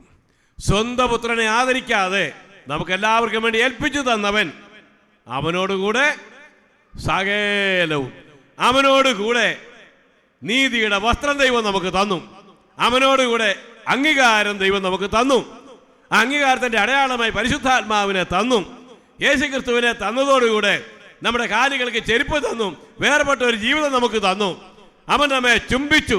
ഇതെല്ലാം അനുഗ്രഹങ്ങളാണെങ്കിലും നമ്മുടെ ജീവിതത്തിൽ ഒരിക്കലും മറക്കാൻ കഴിയാത്തത് ആ ഗോൽഗോഥാ കുന്നിൻ്റെ മുകളിലെ ത്യാഗമാണ്, മരണമാണ്. ഒരു യാഗമൃഗത്തെ പോലെ യേശു രക്ഷകൻ പിടഞ്ഞു മരിച്ചു. അതിൻ്റെ ശേഷം അതോടുകൂടെ ദൈവം ധാരാളം അനുഗ്രഹങ്ങൾ നൽകിയിരിക്കുകയാണ്. അവർ ഇന്ന് രാവിലെ ദൈവമക്കൾ പല സഭകളിലായി കൂടി വന്ന് കർത്താവിനെ ഓർത്തു ആരാധിച്ചു. എന്തായിരുന്നു ആരാധനയുടെ കേന്ദ്ര വിഷയം? ദൈവം ആകാശവും ഭൂമി സൃഷ്ടിച്ചതുകൊണ്ടല്ല, ദൈവം നമ്മളെ സൃഷ്ടിച്ചതുകൊണ്ടല്ല. നമ്മുടെ ആരാധനയുടെ കേന്ദ്ര വിഷയം കർത്താവ് വരുവോളം അവൻ്റെ മരണത്തെ പ്രസ്താവിക്കുന്നു. ഈ എബ്രായ ലേഖനം 13-ാം അധ്യായത്തിൻ്റെ 15-ാം വാക്യം കഴിഞ്ഞ ഞായറാഴ്ച ഞാനിങ്ങനെ ധ്യാനിക്കുക റാന്നിയിലായിരുന്നു. ആ വാക്യം വീണ്ടും എൻ്റെ ഓർമ്മയിലേക്ക് വന്നപ്പോൾ അവിടെ പറഞ്ഞ ഒരു വാക്ക് എന്നെ വളരെ പിന്നെയും ആകർഷിച്ചു. അതുകൊണ്ട് അവൻ മുഖാന്തരം നാം ദൈവത്തിന് അവൻ്റെ നാമത്തെ ഏറ്റുപറയുന്ന അധർവനം. അപ്പോൾ ഈ യാഗങ്ങളോട് ചേർത്ത് എവിടെയെങ്കിലും ഏറ്റുപറച്ചിലുണ്ടായതായിട്ട് ഓർമ്മയുണ്ടോ? ഞാനിങ്ങനെ ചോദിച്ചു, എന്തുകൊണ്ടായി ഏറ്റുപറയുക എന്ന് പറഞ്ഞിരിക്കുന്നത്? അപ്പോഴാണ് എൻ്റെ ഓർമ്മയിലേക്ക് വന്നത്, ആവർത്തന പുസ്തകം 26-ാം അധ്യായത്തിൽ ഒരു ഏറ്റുപറച്ചിലുണ്ട്. യാഗത്തോട് ചേർന്ന് ഏറ്റുപറച്ചിൽ എന്താണെന്നറിയാമോ?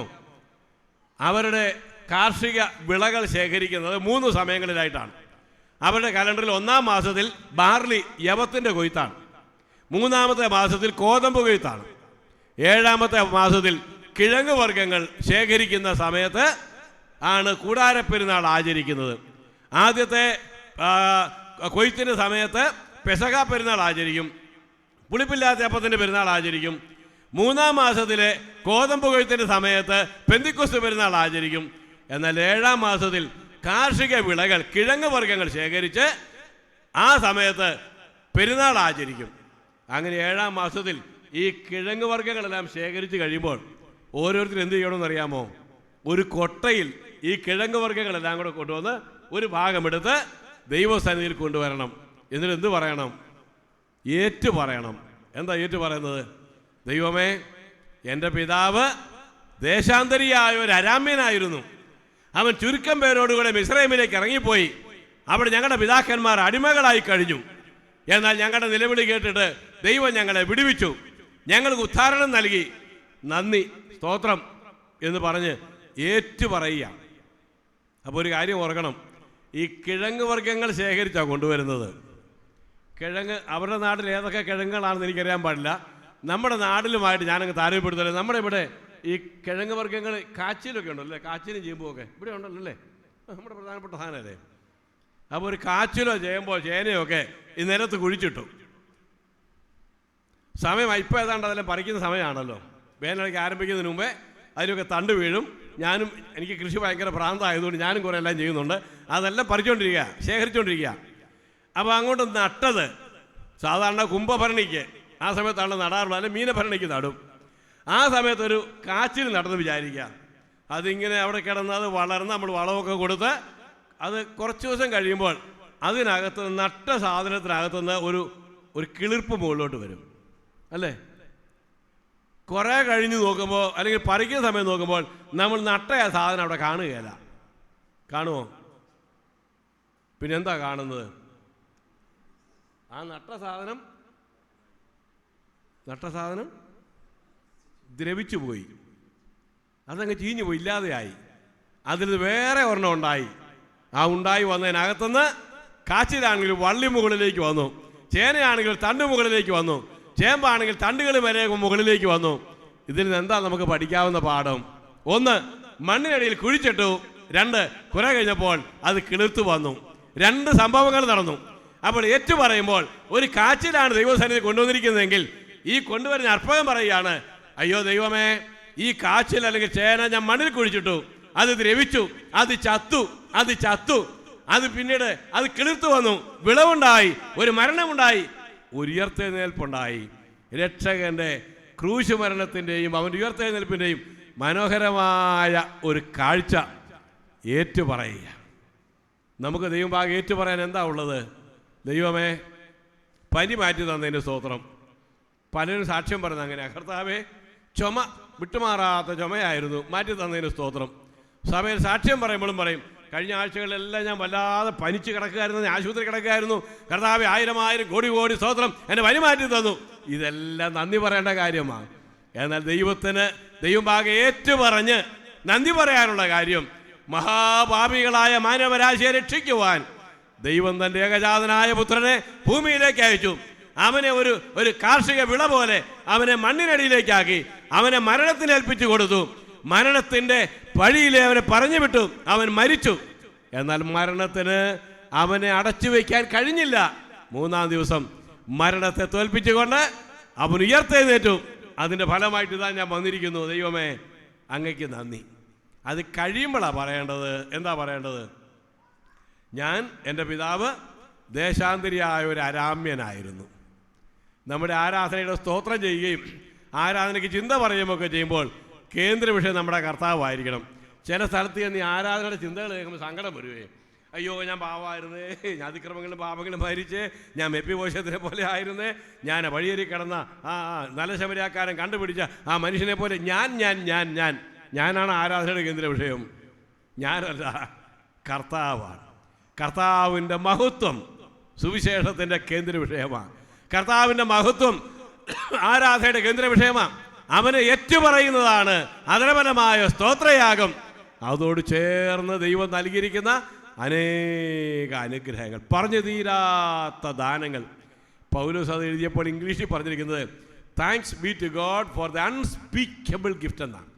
പറഞ്ഞു തീരാത്തന്നല്ല, എത്ര പറഞ്ഞാലും എത്തിപ്പെടാത്ത തരത്തിലുള്ള അനവധിയായ അനുഗ്രഹങ്ങൾ ദൈവം നാൾതോറും നമ്മുടെ മേൽ ചൊരിഞ്ഞുകൊണ്ടിരിക്കുന്നത് കൊണ്ട് ദൈവത്തിന് അതരപരമായ സ്തോത്രയാഗം അർപ്പിക്കണം. ഏതുകൊണ്ട് ദൈവം നൽകിയ ഇത്തരത്തിലുള്ള സമ്പത്തുകളെല്ലാം ഓർത്ത് ദൈവത്തിന് നന്ദി പറയണം. രണ്ടാമതായിട്ട് നമ്മൾ ഓർത്തത്, വിവാഹം എല്ലാവർക്കും മാന്യവും കിടക്ക നിർമ്മലവുമായിരിക്കട്ടെ. ദൈവം ദുർനടപ്പുകാരെയും വ്യഭിചാരികളെയും വിധിക്കും. അപ്പോൾ രണ്ടാമത് ദൈവം നൽകിയിരിക്കുന്ന ഒരു അനുഗ്രഹമാണ്, മാനവരാശിയുടെ നിലനിൽപ്പിന് വേണ്ടി ദൈവം നൽകിയിരിക്കുന്ന ദൈവികമായ കാര്യപരിപാടിയാണ് വിവാഹം അല്ലെങ്കിൽ കുടുംബജീവിതം എന്നുള്ളത്. മനുഷ്യർ കല്യാണം കഴിക്കണമെന്ന് നമ്മളല്ല തീരുമാനിക്കും, ദൈവമാണ് തീരുമാനിച്ചിട്ടുള്ളത് ആണല്ലോ. ദൈവം ആദ്യം ഒരു മനുഷ്യനെ ഉണ്ടാക്കി. ഞാൻ ഇന്ന് രാവിലെ അതിനെ കുറച്ച് കാര്യങ്ങൾ പറഞ്ഞിട്ട് ബാക്കി വൈകിട്ട് പറഞ്ഞോളാമെന്ന് പറഞ്ഞായിരുന്നു. ദൈവം ആദ്യം ഒരു മനുഷ്യനെ സൃഷ്ടിച്ചു. അവൻ്റെ വാരിയെല്ലുകളിൽ ഒന്നെടുത്തൊരു സ്ത്രീയാക്കി ആദാമിൻ്റെ അടുക്കൽ കൊണ്ടുവന്നു. അപ്പോൾ ആദാം പറയുകയാണ്, ഇപ്പോൾ ഇവൾ എൻ്റെ അസ്ഥിയിൽ നിന്ന് അസ്ഥിയും എൻ്റെ മാംസത്തിൽ നിന്ന് മാംസവുമാകുന്നു, ഇവളെ നരനിൽ നിന്ന് എടുത്തിരിക്കാൻ ഇവൾക്ക് നാരി എന്ന് പേരാകുമെന്ന് പറഞ്ഞ് അങ്ങനെ കുടുംബജീവിതം ആരംഭിച്ചു.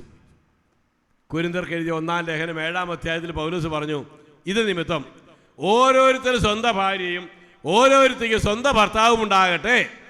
അപ്പോൾ വിവാഹമെന്ന് പറയുന്നത് ദൈവത്തിൻ്റെതായ ഒരു കാര്യപരിപാടിയാണ്. കല്യാണം കഴിക്കുന്നത് നമുക്ക് വേണ്ടിയല്ല, കല്യാണം കഴിക്കുന്നത് ദൈവത്തിൻ്റെ ആഗ്രഹത്തിന് വേണ്ടിയാണ്. അങ്ങനെ കുടുംബജീവിതം ദൈവം ഏർപ്പാട് ചെയ്തു. ആ കുടുംബജീവിതത്തിൽ ഏർപ്പെടുന്നവർ എന്ത് ചെയ്യണം?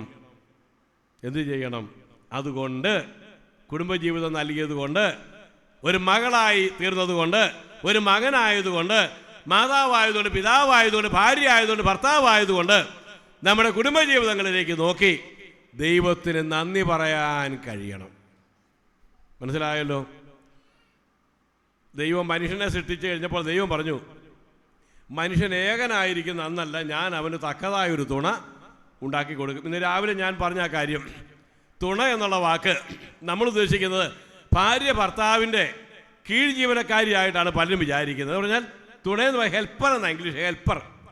അപ്പോൾ ഭർത്താവിൻ്റെ കാര്യങ്ങളെല്ലാം ജോലികൾ ചെയ്തു കൊടുക്കുന്ന ഒരു കീഴ് ജീവനക്കാരി ആയിട്ടാണ് ഭാര്യമാരെ പലരും പല മതങ്ങളും സങ്കല്പിക്കാറുള്ളത്. എന്നാൽ തുണ എന്നുള്ള വാക്ക് ബൈബിളിൽ ആകെ 16 പ്രാവശ്യം ഉപയോഗിച്ചിട്ടുണ്ട്. അതിൽ 15 പ്രാവശ്യവും ദൈവത്തെക്കുറിച്ചാണ് പറഞ്ഞിരിക്കുന്നത്. ദൈവം ഇസ്രായേലിൻ്റെ തുണ, ദൈവം നമ്മുടെ തുണ. ഒരു പ്രാവശ്യം മാത്രം ഭാര്യയെക്കുറിച്ച് പറയാൻ ഉപയോഗിച്ചിട്ടുണ്ട്, ദൈവത്തെക്കുറിച്ച് 15 പ്രാവശ്യം. അതിൻ്റെ അർത്ഥം എനിക്ക് എല്ലാ കാര്യങ്ങളും തുറന്നു പറയാവുന്ന ഒരാൾ ദൈവമാണ്. എൻ്റെ എല്ലാ വേദനകളും പറയുന്ന ഒരാൾ ദൈവമാണ്. എൻ്റെ ഭാരങ്ങൾ ഇറക്കി വയ്ക്കാൻ പറ്റിയൊരു സ്ഥലം ദൈവമാണ്. ദൈവം എൻ്റെ തുണയാണ്. ഇപ്പം നമ്മൾ വായിച്ച 13-ാം അധ്യായത്തിലുണ്ട്, ആകയാൽ കർത്താവ് എനിക്ക് തുണ, ഞാൻ ആരെ പേടിക്കുമെന്ന് നമുക്ക് ധൈര്യത്തോടെ പറയാം. അപ്പോൾ കുടുംബജീവിതത്തിൽ ഏർപ്പെട്ടിരിക്കുന്നവർ ധൈര്യത്തോടെ പറയേണ്ട ഒരു കാര്യമുണ്ട്. ഭർത്താവ് ഭാര്യയെക്കുറിച്ച് പറയണം, ഭാര്യ എൻ്റെ തുണ എന്ന് പറഞ്ഞാൽ എൻ്റെ ഹൃദയം അറിയാവുന്ന എൻ്റെ ജീവിത പങ്കാളി. എല്ലാ രഹസ്യങ്ങളും ഭാര്യയോട് പറയാം. ഭാര്യയുടെ മനസ്സിലെ എല്ലാ വിചാരവികാരങ്ങളും ഭർത്താവിനോട് പറയാം. ഭർത്താവിനോടേ പറയാവുള്ളൂ, ഭാര്യയോടേ പറയാവുള്ളൂ. ഇല്ലാതെ വന്നാൽ എന്ത് സംഭവിക്കും? ഇല്ലാതെ വന്നാൽ ദൈവം ദുർനടപ്പുകാരെയും വ്യഭിചാരികളെയും ന്യായം വിധിക്കും. ദുർനടപ്പ് എന്ന് പറയുന്നത് വിവാഹ ജീവിതത്തിന് മുമ്പുള്ള തെറ്റായ ജീവിതം, വഴിപിടിച്ച ജീവിതമാണ് ദുർനടപ്പ്, ഫോർണിക്കേഷൻ. എന്നാൽ വിവാഹത്തിന് ശേഷമുള്ള തെറ്റായ ജീവിതമാണ് വ്യഭിചാരം എന്ന് പറയുന്നത്. ഇത് രണ്ടും മാരകമായ പാപങ്ങളായി പറഞ്ഞിരിക്കുകയാണ്. ദൈവം അത്തരക്കാരെ വിധിക്കും എന്ന് പറഞ്ഞാൽ കുടുംബജീവിതം വിശുദ്ധിയുടെ സ്ഥലമായിരിക്കണം. കുടുംബജീവിതം വിശുദ്ധിയുടെ സ്ഥലമായിരിക്കണം. ജീവിത പങ്കാളികൾ പരസ്പര സ്നേഹത്തോടെ, പരസ്പര കരുതലോടുകൂടെ, പരസ്പര വിട്ടുവീഴ്ചയോടുകൂടെ ജീവിക്കാൻ ഇടയായി തീരണം. നമുക്കറിയാം ഈ കാലങ്ങളിൽ ഈ കുടുംബ പ്രശ്നങ്ങൾ ധാരാളമായിട്ട് വർദ്ധിച്ചു വരിക. അങ്ങനെ കുടുംബത്തിൽ വഴക്കുണ്ടാക്കാനായിട്ട് വലിയ കാരണമൊന്നും ഇപ്പോൾ വേണ്ടെന്നുള്ളതാണ് ഞാൻ കണ്ടുപിടിച്ചിരിക്കുന്നത്. ധാരാളം കുടുംബ പ്രശ്നങ്ങളൊക്കെ ഇടപെട്ടതുകൊണ്ട് നമ്മുടെ സഭകളിലെ കാര്യം പറഞ്ഞ പോലെ സഭകളിലും കുടുംബത്തിലും പിണങ്ങാനായിട്ട് അടിസ്ഥാനപരമായ ഒരു നിസ്സാരമായ കാരണങ്ങൾ മതി. ഉപദേശത്തിൻ്റെ പേരിൽ ഞാൻ ഈ സഭയിൽ നിന്ന് പോവുകയാണെന്ന് ആരും പറഞ്ഞ് ഞാൻ കേട്ടിട്ടില്ല. കാരണം നമുക്ക് ഉപദേശത്തിനൊരു രൂപമുണ്ട്. പിന്നെ എന്താ നിസ്സാരമായ കാര്യം. ഞാൻ ഈ കഴിഞ്ഞ ദിവസം എനിക്ക് വളരെ അടുത്ത ബന്ധത്തിൽപ്പെട്ട ഒരു പെൺകുട്ടി അവളുടെ കുടുംബജീവൻ തകർന്നതിനെക്കുറിച്ച് ഇങ്ങനെ കേട്ടു. കാരണം എന്താ, അവൾ ഭർത്താവിനോട് പറയാതെ അവളുടെ കുഞ്ഞിനെയും കൊണ്ട് അവളുടെ അപ്പൻ്റെ അമ്മയുടെ അടുക്കിലേക്ക് പോയി. ചെന്ന് കഴിഞ്ഞപ്പോൾ അവൾ ഭർത്താവിനെ വിളിച്ച് പറഞ്ഞു എന്നെ ഒന്ന് കൊണ്ടുപോകുമോ? അപ്പോൾ ഭർത്താവ് പറഞ്ഞു ഞാനല്ലല്ലോ കൊണ്ട് വിട്ടത്, ഞാൻ പറഞ്ഞിട്ടല്ലല്ലോ പോയി, തന്നെ ഇങ്ങോട്ട് വന്നേക്കാൻ പറഞ്ഞു. എന്തെങ്കിലും വരുന്നില്ലെന്ന് പറഞ്ഞു. എന്നാൽ അവിടെ നിന്നോളാൻ പറഞ്ഞു. കോടതി പോയി വിവാഹമോചനം. എന്നിട്ട് എല്ലാവരും ഇങ്ങനെ പഴി പറയാം, അവർ കാരണം എൻ്റെ കുടുംബം തകർന്നതിൻ്റെ ഉത്തരവാദികൾ അവരാ. നിസ്സാരമായ കാരണങ്ങൾ. പ്രിയപ്പെട്ടവർ, ഞാൻ പറയട്ടെ, കുടുംബം തകരാനുള്ള സ്ഥലമല്ല, കുടുംബം ഐക്യതയുടെ സ്ഥലമാകണം. കുടുംബം പ്രശ്നത്തിൻ്റെ സ്ഥലമല്ല, കുടുംബം പ്രശ്ന പരിഹാരത്തിൻ്റെ സ്ഥലമാണ്. ദൈവത്തിൻ്റെ സാന്നിധ്യം കൊണ്ട് നമ്മുടെ എല്ലാവരുടെയും കുടുംബങ്ങൾ നിറയണം. ഇത് സാധിക്കണമെങ്കിൽ ദൈവം നമ്മുടെ കുടുംബത്തിൻ്റെ നായകനായിട്ട് തീരണം. യേശു കുടുംബത്തിലുണ്ടായിരിക്കണം. ഞാനും എൻ്റെ കുടുംബവുമോ ഞങ്ങൾ യേശുവിനെ സേവിക്കുമെന്ന് ധൈര്യമായിട്ട് പറയാൻ കഴിയണം. അത് കഴിയണമെങ്കിൽ യേശു നമ്മുടെ ഉള്ളിലേക്ക് വരണം.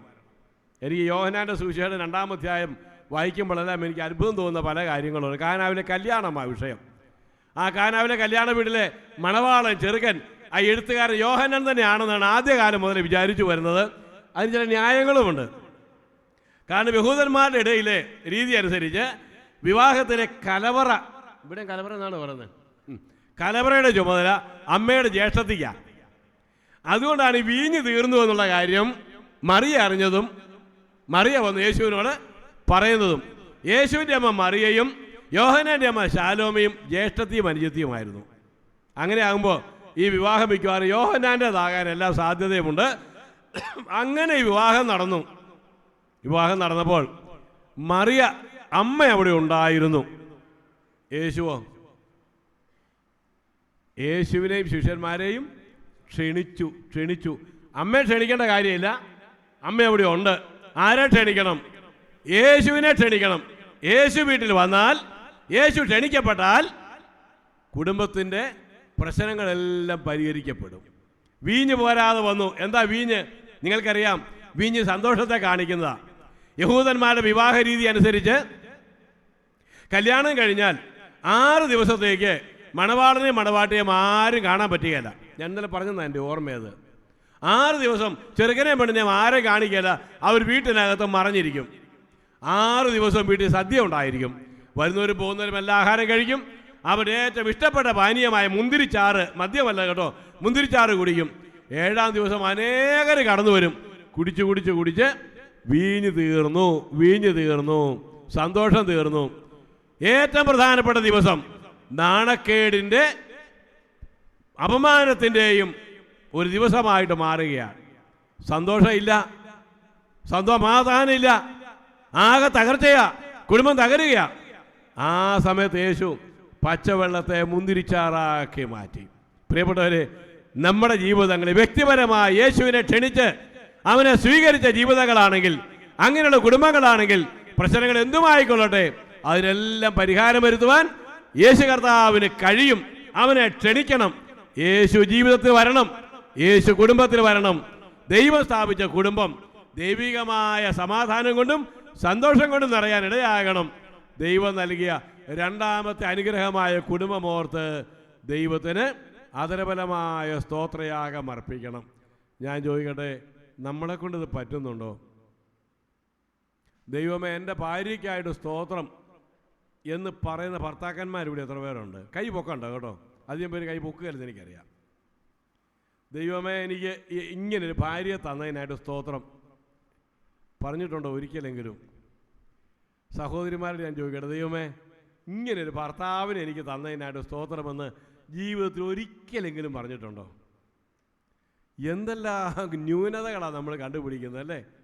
നമ്മൾ ഈ മനുഷ്യരായ നമുക്കല്ലേ ദോഷം കാണാനുള്ള കണ്ണാണ് ഉള്ളത്, നല്ലത് കാണാനുള്ള കണ്ണില്ല. ഞാൻ ഒരിക്കൽ കുടുംബ യോഗത്തിൽ വെച്ച് പറഞ്ഞു, ഇന്ന് വീട്ടിൽ പോയിട്ട് ഭാര്യമാർ ഭർത്താക്കന്മാരുടെ ഒരു നല്ല 10 കാര്യങ്ങൾ എഴുതി വയ്ക്കണം. അതുപോലെ ഭർത്താക്കന്മാർ ഭാര്യമാരെ കുറിച്ചുള്ള നല്ല 10 കാര്യങ്ങൾ. അപ്പോൾ കേട്ടവരല്ല 10. ഒരു സഹോദരി പിറ്റേ ദിവസത്തെ മീറ്റിങ്ങിന് വന്നപ്പോൾ ഒരു വലിയ പേപ്പർ, ഫുൾ സ്കാപ്പ് പേപ്പർ എന്ന് പറയുമല്ലോ, വലിയ പേപ്പർ, അതിൽ 100 നല്ല ഗുണങ്ങൾ അവിടെ ഭർത്താവിനെ കുറിച്ച് എഴുതിയത് എന്നെ കാണിച്ചു. ഞാൻ ഈ ബൈബിളിനകത്ത് ഈ അടുത്ത കാലം വരെ വെച്ചു, അവൾ മരിച്ചു പോയത് കാരണം അത് കഴിഞ്ഞ് ഞാനത് കീറിക്കളഞ്ഞു. ഇന്ന് വീട്ടിൽ പോയിട്ടെ ഒന്ന് എഴുതി നോക്കണം, ഭാര്യയെക്കുറിച്ച് നല്ല 10 കാര്യങ്ങൾ. നമ്മൾ മിക്കവാറും ദോഷമേ കാണാറുള്ളൂ. നല്ല 10 കാര്യങ്ങൾ, ഭർത്താവിനെ കുറിച്ച് 10 നല്ല കാര്യങ്ങൾ എഴുതിയിട്ട് രാത്രി പ്രാർത്ഥിക്കാനിരിക്കും. ഇന്നിപ്പോൾ നേരം കാണുകയില്ല, നാളെ പ്രാർത്ഥിക്കാനിരിക്കുമ്പോൾ ഭാര്യ ഇത് ഭർത്താവിൻ്റെ കയ്യിലോട്ട് കൊടുത്ത്, ഞാൻ ഇന്നലെ ആ ദൈവദാസൻ പറഞ്ഞനുസരിച്ച് എഴുതിയതാകട്ടോ, ഭർത്താവ് ഭാര്യയുടെ കയ്യിലോട്ട് കൊടുക്കണം. നിങ്ങൾ നോക്കുമ്പോൾ ഭാര്യയുടെ കണ്ണിങ്ങനെ വിടർന്ന് വരുന്നത് കാണാം, ഭർത്താവിൻ്റെ കണ്ണും വിടുന്നു.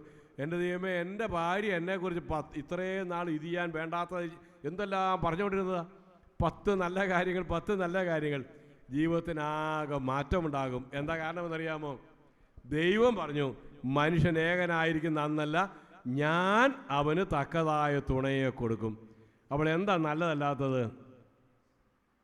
നല്ലതല്ലാത്തത് എന്താ? ഒറ്റയ്ക്കുള്ള ജീവിതം. ജീവിത പങ്കാളിയെ തരുന്നതോ? ജീവിത പങ്കാളി ദൈവം നമുക്ക് തന്നത് എന്താ? ദൈവത്തിൻ്റെ എന്താ? നന്മയാണ്.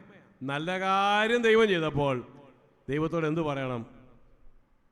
അതൊരു ദിവസവും പ്രാർത്ഥിക്കുമ്പോൾ, ദൈവമേ, എൻ്റെ ഭാര്യ, ഇങ്ങനൊരു ഭാര്യ എനിക്ക് തന്നതിനായിട്ട് സ്തോത്രം എന്ന് പറഞ്ഞ് ശീലിക്കണം കേട്ടോ.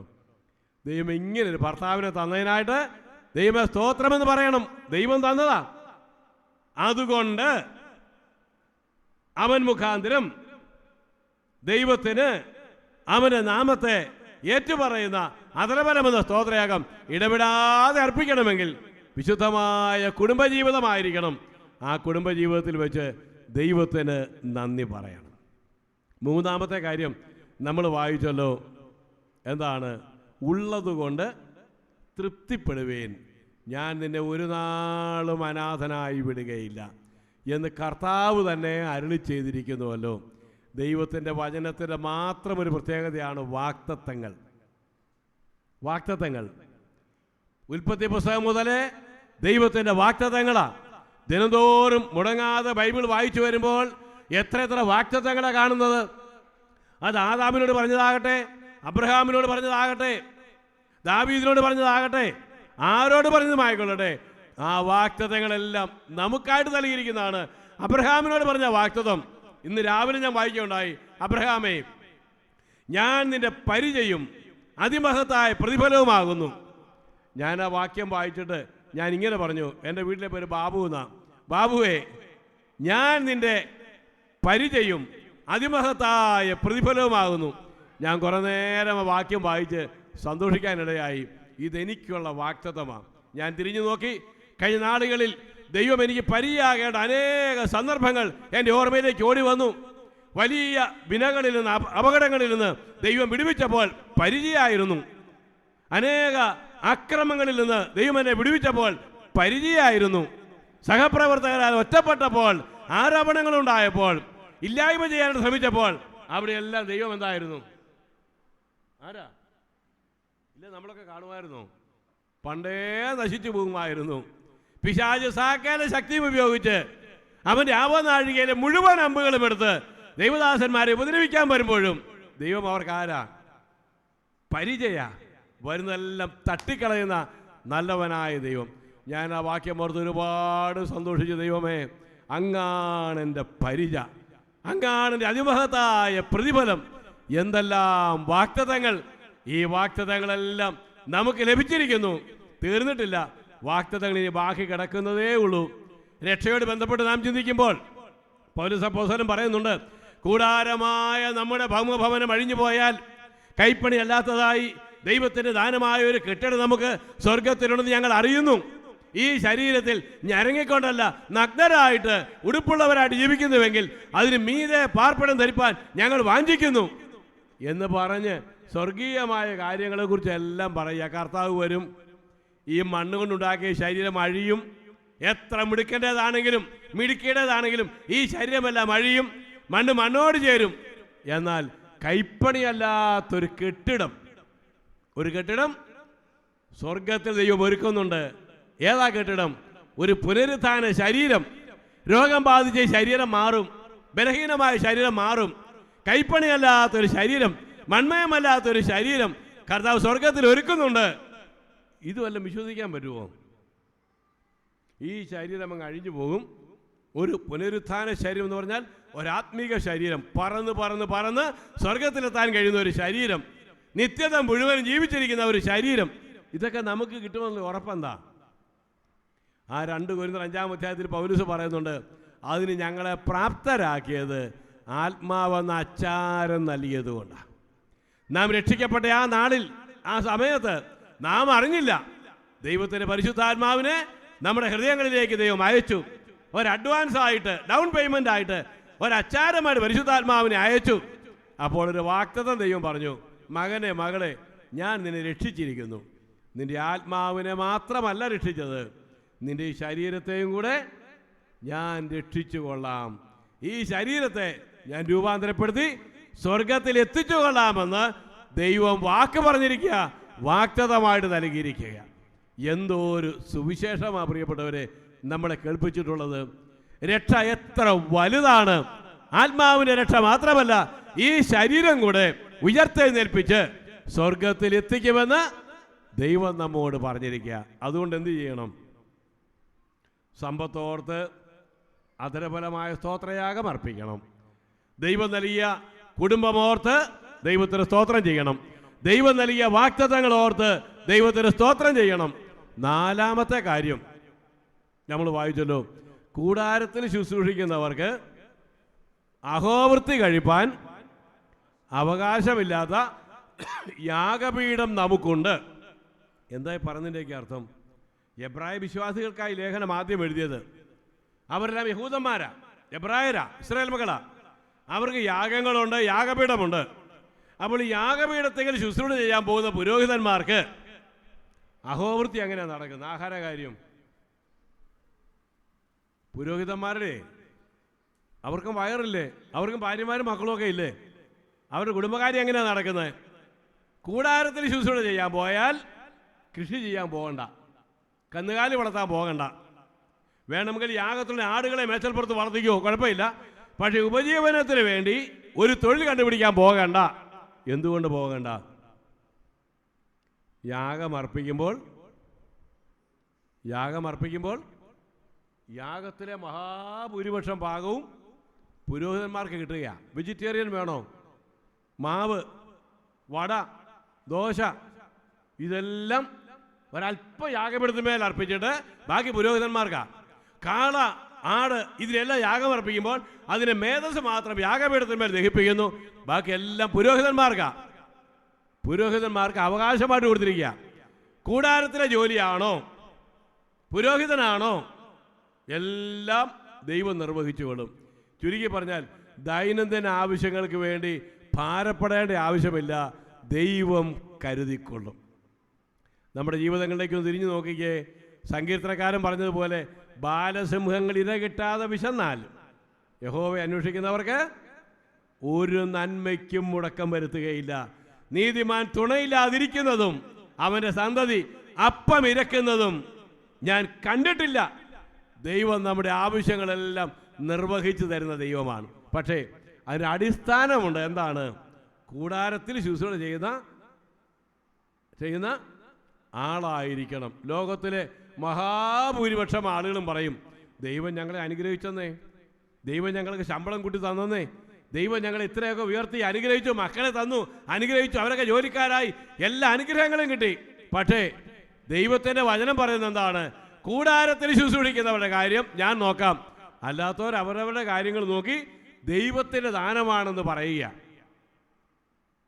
കൂടാരത്തിൽ ശുശ്രൂഷ ചെയ്യുന്നത് പുരോഹിതന്മാർ. ആരാ പുരോഹിതന്മാർ?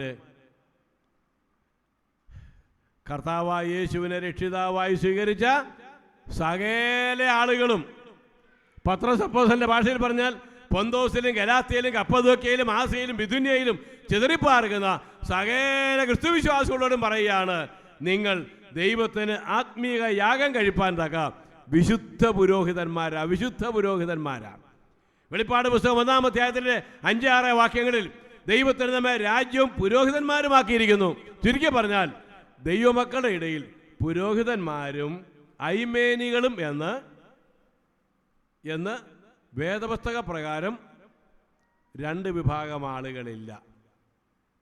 സഭകളുടെ ശുശ്രൂഷകൾ ചെയ്യാനായിട്ട് ദൈവ സുവിശേഷകന്മാരെ എഴുന്നേൽപ്പിച്ചിട്ടുണ്ട്, മൂപ്പന്മാരുണ്ട്, ഉപദേഷ്ടാക്കന്മാരുണ്ട്, ശുശ്രൂഷക്കാരുണ്ട്. പക്ഷേ പുരോഹിതന്മാരെന്ന് പറയുമ്പോൾ രക്ഷിക്കപ്പെട്ട എല്ലാവരും പുരോഹിതന്മാരെന്നാണ് ദൈവത്തിൻ്റെ വചനം നമ്മളെ പഠിപ്പിക്കുന്നത്. അവരെല്ലാവരും സ്തോത്രയാഗം അർപ്പിക്കണം. പുരോഹിതന്മാരല്ലാത്ത ആളുകൾ യാഗം അർപ്പിക്കാൻ പോയതായിട്ട് പഴയ നിയമത്തിൽ നമ്മൾ വായിക്കുന്നുണ്ട്. പുരോഹിതന്മാരല്ല, അവർ യഹൂദ ഗോത്രക്കാരാ, ലേവി ഗോത്രക്കാരല്ല, ലേവ്യരാ പുരോഹിതന്മാർ. ഒരു ഉസിയാവിനെ കുറിച്ചും നമ്മൾ വായിക്കുന്നുണ്ട്, ശൗൽ രാജാവിനെ കുറിച്ചും വായിക്കുന്നുണ്ട്. അവരൊക്കെ രാജാക്കന്മാരാ. പക്ഷെ അവർക്ക് തോന്നി ഞങ്ങൾക്ക് പുരോഹിതന്മാരും കൂടി ആകണം. അവർ ദൈവാലയത്തിലേക്ക് കടന്നു. ദൈവം അവരെ കഠിനമായി ശിക്ഷിച്ചു. ആരെ യാഗം അർപ്പിക്കേണ്ടത്? പുരോഹിതന്മാർ. ആരുടെ സ്തോത്രമാണ് ദൈവം സ്വീകരിക്കുന്നത്? പുരോഹിതരുടേത്. പുരോഹിതരാകാൻ എന്ത് ചെയ്യണം? കർത്താവായ യേശുവിനെ രക്ഷിതാവായി സ്വീകരിച്ച് വീണ്ടും ജനിക്കണം, ദൈവമക്കളായി തീരണം. അങ്ങനെയുള്ളവരുടെ കാര്യങ്ങൾ നോക്കുന്നത് യാഗപീഠമാണ്. ഏതാ യാഗപീഠം? പഴയ ഒരു പാട്ടുണ്ട്, അതിൻ്റെ ഒരു വരി, യാഗപീഠമാവനത്രേ എന്നും എൻ്റെ രക്ഷയവൻ. യാഗപീഠം അവനാ. കർത്താവായ യേശുവായ യാഗപീഠം. 5 മുഴം നീളവും 5 മുഴം വീതിയുമുള്ള ആ യാഗപീഠം, 5 മുഴം ഉയരമുള്ള ഈ വലിയ യാഗപീഠം, താമ്രം കൊണ്ടുണ്ടാക്കിയ യാഗപീഠം, 2 ലോഹങ്ങൾ ഉരുക്കിച്ചേർത്തുണ്ടാക്കിയ ആ യാഗപീഠം. ആ യാഗപീഠം കർത്താവായ യേശുവിൻ്റെ ഒരു നിഴല. ദൈവത്വവും മനുഷ്യത്വവും കൂടെ ചേർന്ന ഏക ആളത്വമായ യാഗപീഠം. ആ യാഗപീഠത്തിൻ്റെ വലിപ്പം നോക്കിക്കേ. 5 മുഴമെന്ന് പറയുമ്പോൾ 7.5 അടി നീളമാണ്, 7.5 അടി വീതി. അതിനകത്ത് കൂടാരത്തിലെ ബാക്കി 6 ഉപകരണം കൂടെ വയ്ക്കാം, അതിനുള്ള ഇടയുണ്ട്. അതിനകത്ത് പിച്ചളത്തൊട്ടി വെക്കാം, അതിനകത്ത് കാഴ്ചപ്പത്തിന് മേശ വെക്കാം, അതിനകത്ത് വിളക്ക് വെക്കാം, അതിനകത്ത് ധൂപപീഠം വെക്കാം, അതിനകത്ത് സാക്ഷ്യപ്പെട്ടം വെക്കാം, അതിനകത്ത് കൃപാസനം വയ്ക്കാം. ചുരുക്കി പറഞ്ഞാൽ കർത്താവായ യേശുവിലാണ് ദൈവം നമുക്ക് സകല അനുഗ്രഹങ്ങളും തന്നിട്ടുള്ളത്. അതുകൊണ്ട് യാഗപീഠത്തിങ്കൽ വരുന്ന ഒരു പുരോഹിതന് ബാക്കിയുള്ള എല്ലാ കാര്യങ്ങളും ദൈവം നോക്കിക്കൊള്ളും. യേശു ഉള്ളിലുണ്ടോ, ബാക്കി കാര്യങ്ങളെല്ലാം അവൻ നോക്കും. അതുകൊണ്ട് നമ്മൾ വായിച്ച വാക്യത്തിൽ വായിച്ചല്ലോ, യേശു ക്രിസ്തു ഇന്നലെയും ഇന്നും എന്നേക്കും അനന്യന, മാറാത്തവനാ, ഒരു നാൾ നമ്മെ വിട്ടുപോകയില്ല. ഞാൻ ലോകാവസാനത്തോളം എല്ലാ നാളും നിങ്ങളോട് കൂടെ ഉണ്ടെന്നാണ് പറഞ്ഞത്. 4 കാര്യങ്ങൾ നമ്മൾ ചിന്തിച്ചു. എന്തുകൊണ്ട് ദൈവത്തിന് സ്തോത്രയാഗം അർപ്പിക്കണം? 1, ദൈവം നൽകിയ പുത്രനോടുകൂടെ നൽകിയ അനവധിയായ സമ്പത്തുകൾ ഓർത്ത് നന്ദി പറയണം. 2, ദൈവം നൽകിയ കുടുംബമോർത്ത് നന്ദി പറയണം. 3, ദൈവം നൽകിയ വാഗ്ദത്തങ്ങൾ ഓർത്ത് നന്ദി പറയണം. 4, ദൈവം നൽകിയ യേശുക്രിസ്തു എന്ന രക്ഷകനെ യാഗപീഠം ഓർത്ത് ദൈവത്തിന് സ്തോത്രം ചെയ്യണം. 5-ാമത്തെ കാര്യം, ഇവിടെ നമുക്ക് നിലനിൽക്കുന്ന നഗരമില്ലല്ലോ. നാം വെളിപ്പെടാനുള്ളൊരു നഗരമാണ് അന്വേഷിക്കുന്നത്. ഒരു പുത്തൻ നഗരത്തെക്കുറിച്ച് പറഞ്ഞ് ആ അധ്യായം ഏതാണ്ട് അവസാനിപ്പിക്കുകയാണ്. എബ്രായ വിശ്വാസികളോടാണ് ഇത് ആദ്യം പറഞ്ഞെന്നുള്ള കാര്യം ഓർക്കണം കേട്ടോ. അവർ വളരെ കഷ്ടതയിൽ കൂടെ കടന്നു പോകുന്ന ആളുകളാണ്. യഹൂദന്മാരായ ആളുകൾ അവരെ പീഡിപ്പിച്ചു. സ്വന്തം മതത്തിൽ നിന്ന് അവർ പുറത്താക്കപ്പെട്ടു. അവരെ വീടുകളിൽ കൈക്കൊണ്ടില്ല. അവരുടെ വിശേഷ ദിവസങ്ങളിൽ അവരെ സ്വീകരിച്ചില്ല. അവരെ പുറത്താക്കി. അവർക്ക് ന്യായമായി കിട്ടേണ്ട സമ്പത്തുകൾ കിട്ടിയില്ല. കുടുംബങ്ങളിൽ നിന്ന് അവരെ അടിച്ചു പുറത്താക്കി. റോമ ഗവൺമെന്റും അവരെ പീഡിപ്പിച്ചു. മൃഗീയമായ പീഡ അഴിച്ചുവിട്ട സമയമാണ്. അവരെല്ലാവരും പരദേശികളായി പാർക്കുകയാണ്. പരദേശികളായി, വീടില്ലാത്തവരായി, നാടില്ലാത്തവരായി, കൂട്ടില്ലാത്തവരായി, കൂട്ടായ്മയില്ലാത്തവരായി, ഒറ്റപ്പെട്ടവരായി അവരെല്ലാവരും തീർന്നിരിക്കുക. അവരോട് എഴുത്തുകാരൻ പറയുക, നിരാശപ്പെട്ടു പോകരുത്. ലോകത്തിൽ നിങ്ങൾ സമ്പത്തുകളുടെ അപഹാരം സഹിച്ചു. ന്യായമായി കിട്ടേണ്ട വസ്തുവകകൾ നിങ്ങളുടെ കുടുംബങ്ങളിൽ നിന്ന് കിട്ടിയില്ല. നിങ്ങളെ നിന്ദിച്ചു, കൂത്തുകാഴ്ചയാക്കി, നിങ്ങളെ പരിഹസിച്ചു. ഇതെല്ലാം സുവിശേഷത്തിന് വേണ്ടി നിങ്ങൾ സഹിച്ചതാ. അപമാനങ്ങൾ സഹിച്ചത് സുവിശേഷത്തിന് വേണ്ടിയാ. തല്ലുകൊണ്ടത് സുവിശേഷത്തിന് വേണ്ടിയാ. സമ്പത്തുകൾ വേണ്ടെന്ന് വെച്ചത് സുവിശേഷത്തിന് വേണ്ടിയാ. പക്ഷേ ദൈവമക്കളെ, നിങ്ങൾ ദൈവം കൈവിടുകയല്ല കേട്ടോ. നമുക്കായി ഒരു നിലനിൽക്കുന്ന നഗരം ദൈവം ഒരുക്കിയിരിക്കുക. ആ നഗരത്തിലേക്ക് നമ്മളെ കൊണ്ടുപോകാനായി നമ്മുടെ രക്ഷകൻ എത്രയും വേഗം മടങ്ങി വരും. ഇതാണ് നമ്മുടെ വലിയ പ്രത്യാശ. കർത്താവിൻ്റെ വരവിൻ്റെ ലക്ഷണങ്ങളെല്ലാം നമ്മൾ കണ്ടുകൊണ്ടിരിക്കുകയാണല്ലോ. ഞാൻ ആ ഭാഗത്തേക്ക് ഒന്നും പോകാൻ ആഗ്രഹിക്കുന്നില്ല. സാധാരണയായി പ്രത്യാശയെക്കുറിച്ച് പറയുന്ന പ്രധാനപ്പെട്ട വേദഭാഗമുണ്ടല്ലോ.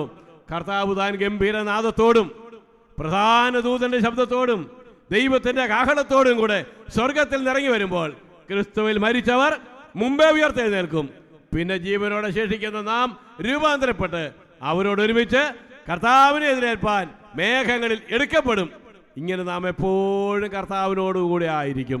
ഈ വചനങ്ങളെ കൊണ്ട് അന്യോന്യം ആശ്വസിപ്പിച്ചു കൊള്ളുവീൻ. എബ്രായ വിശ്വാസികൾക്ക് ഈ കാര്യം എഴുതുമ്പോൾ 11-ാമത്തെ അധ്യായത്തിൽ ഒരു ഉദാഹരണം കൂടെ പറഞ്ഞിട്ടുണ്ട്. നിങ്ങളുടെ പൂർവ്വപിതാവായ അബ്രഹാം ഉണ്ടല്ലോ, ദൈവിക വെളിപ്പാടുകൾ മങ്ങിയ രീതിയിൽ മാത്രം കിട്ടിയ സമയത്ത് കാണിപ്പാനിക്കുന്ന ദേശത്തേക്ക് പോകാൻ പറഞ്ഞപ്പോൾ വാഗ്ദത്ത നാടായ കനാൻ നാട്ടിലെത്തി.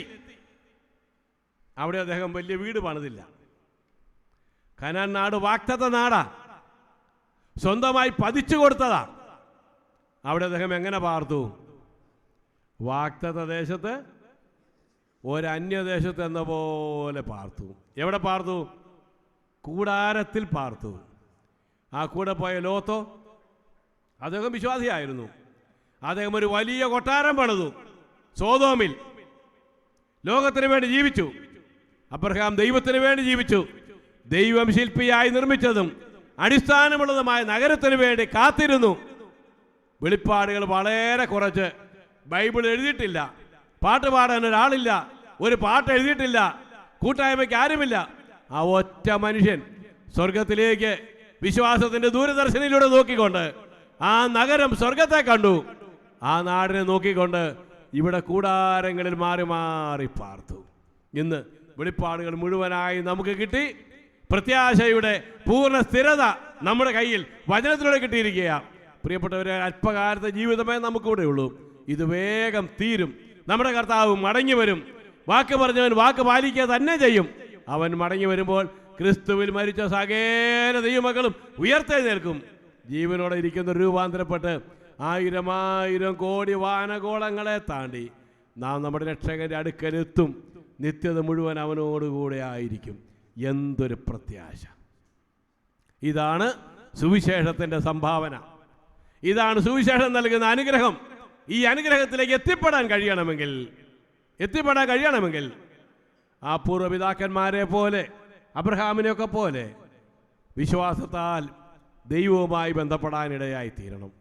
ആ പ്രത്യാശ നമുക്ക് തരുവാൻ, പാപങ്ങളെ ക്ഷമിച്ചു തരുവാൻ ദൈവം തൻ്റെ പുത്രനെ തൻ്റെ സ്നേഹത്തിൻ്റെ അടയാളമായി ലോകത്തിലേക്ക് അയച്ച് നമ്മുടെ എല്ലാവരുടെ പാപങ്ങൾ അവൻ്റെ മേൽ ചുമത്തി അവനെ യാഗമാക്കി തീർത്ത് വലിയ രക്ഷ ഒരുക്കിയിരിക്കുക. എന്നിട്ട് ദൈവത്തിൻ്റെ വചനം ചോദിക്കുക, കർത്താവ് താൻ പറഞ്ഞു തുടങ്ങിയതും ദൈവം അടയാളങ്ങളാലും അത്ഭുതങ്ങളാലും വിവിധ വീര്യപ്രവൃത്തികളാലും തൻ്റെ ഇഷ്ടപ്രകാരം പരിശുദ്ധാത്മാവിനെ നൽകിക്കൊണ്ടും സാക്ഷി നിന്നതും കേട്ടവർ നമുക്ക് ഉറപ്പിച്ചു തന്നതുമായ ഇത്ര വലിയ രക്ഷ ഗണ്യമാക്കാതെ പോയാൽ എങ്ങനെ തെറ്റിയൊഴിയും? ഈ കഴിഞ്ഞ 3 രാത്രികൾ മാത്രമല്ലല്ലോ, പതിറ്റാണ്ടുകളായി എസെക്കിയേൽ സാറിൻ്റെ കാലം മുതലേ ഈ പ്രദേശത്ത് എന്തുമാത്രം ദൈവവചനം കേട്ടിട്ടുണ്ട്. വീട് വിടാൻ തോറുമെന്ന് സുവിശേഷം പറഞ്ഞിട്ടില്ലേ? മൈക്ക് വെച്ച് പറഞ്ഞിട്ടില്ലേ? എന്നിട്ടും യേശുവിന് വേണ്ടി ജീവിതം സമർപ്പിക്കാൻ തയ്യാറായില്ലെങ്കിൽ ഗൗരവതരമായൊരു മുന്നറിയിപ്പ് പറയാതിരിക്കാൻ നിർവാഹമില്ല. സുവിശേഷം പ്രത്യാശ നൽകുന്നതാണ്. സുവിശേഷം വിശ്വസിക്കാത്തവർ ദൈവത്തിൻ്റെ വല്ലഭത്വവും അവൻ്റെ സന്നിധാനവും വിട്ടകന്ന് നിത്യനാശമെന്ന ശിക്ഷാവിധി അനുഭവിക്കേണ്ടതായി വരും. ഒരിക്കൽ മരിക്കയും പിന്നെ ന്യായവിധിയും ദൈവം മനുഷ്യർക്കായി നിയമിച്ചിരിക്കുന്നു. അതിഭയങ്കരമായൊരു ന്യായവിധി, നരകം, ചാകാത്ത പുഴുവും കെടാത്ത തീയുമുള്ള ഗന്ധക തീപ്പൊയ്ക. ഇതിന് രണ്ടിൻ്റെയും മുമ്പാകെ നാം നിൽക്കുകയാണ്. എവിടേക്ക് പോകണം? സ്വർഗത്തിലേക്കുള്ള വഴി ഇടുക്കവും ഞെരുക്കവുമുള്ളതാണ്. രക്ഷകന് വേണ്ടിയുള്ള ജീവിതമാണ്. പാപത്തെ ഉപേക്ഷിക്കേണ്ട ജീവിതമാണ്. വിശുദ്ധിയുടെ വഴിയിലൂടെ നടക്കേണ്ടതാണ്.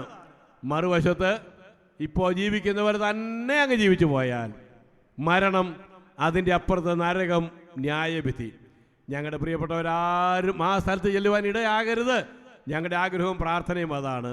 അതുകൊണ്ട് ഈ വൈകിയ വേളയിലെങ്കിലും, ഈ രാത്രിയെങ്കിലും യേശുവിന് വേണ്ടി ജീവിതം സമർപ്പിക്കണം. നമ്മെ സ്നേഹിച്ച് നമുക്ക് വേണ്ടി കുരിശിൽ മരിച്ച ആ രക്ഷകൻ്റെ മരണം നിങ്ങളുടെ ഓരോരുത്തരുടെയും പാപത്തിൻ്റെ പരിഹാരത്തിന് വേണ്ടി ആയിരുന്നുവെന്ന് ഹൃദയം കൊണ്ട് വിശ്വസിച്ച് പാപങ്ങൾ ഏറ്റുപറഞ്ഞ് ഉപേക്ഷിച്ച് അനുതപിച്ച് യേശുവിനെ കർത്താവായി സ്വീകരിച്ച് ദൈവമക്കളായി തീരുവാൻ ദൈവം നൽകിയിരിക്കുന്ന ഒരു പക്ഷെങ്കിലും ഒടുവിലത്തെ ഒരവസരമായിരിക്കാം ഇത്. ജീവിതം വളരെ ക്ഷണികം. ഇന്നലെ ജീവിച്ച പലരും ഇന്നില്ല. ഈ രാത്രി ജീവിക്കാൻ നമ്മളിൽ എത്ര പേര് നാളെ രാവിലെ എഴുന്നേൽക്കും നാം ആരും അറിയുന്നില്ല. ക്ഷണികമായ ജീവിതത്തിൽ ദൈവവുമായി ബന്ധപ്പെടാൻ, യേശുവിനെ സ്വീകരിക്കാൻ ദൈവം നൽകിയ ഏറ്റവും നല്ല അവസരം ഈ രാത്രിയായി കണ്ടുകൊണ്ട് ഒരു സമർപ്പണം നടത്തി യേശുവിനായി ജീവിതം നിങ്ങൾ വിട്ടുകൊടുക്കുമോ? നമുക്ക് ഒരു നിമിഷം പ്രാർത്ഥനയ്ക്കായി നമ്മുടെ തലകളെ വണക്കാം. ഈ യോഗസ്ഥലത്തോ ഈ ചുറ്റുപാടുകളിൽ വീടുകളിൽ ഇരുന്ന് ഞങ്ങളെ ശ്രദ്ധിക്കുകയോ ചെയ്യുന്ന എല്ലാവരോടും വളരെ സ്നേഹത്തോടെ ഞങ്ങൾക്ക് ഓർപ്പിക്കാനുള്ളത്, ദൈവസ്നേഹത്തെക്കുറിച്ചും പാപമോചനത്തെക്കുറിച്ചും ഇവിടെ ഈ രാത്രികളിലൊക്കെ ദൈവദാസന്മാർ സംസാരിച്ചു. ദൈവത്തിന് നന്ദി പറയാൻ ധാരാളം കാരണങ്ങളുണ്ട്.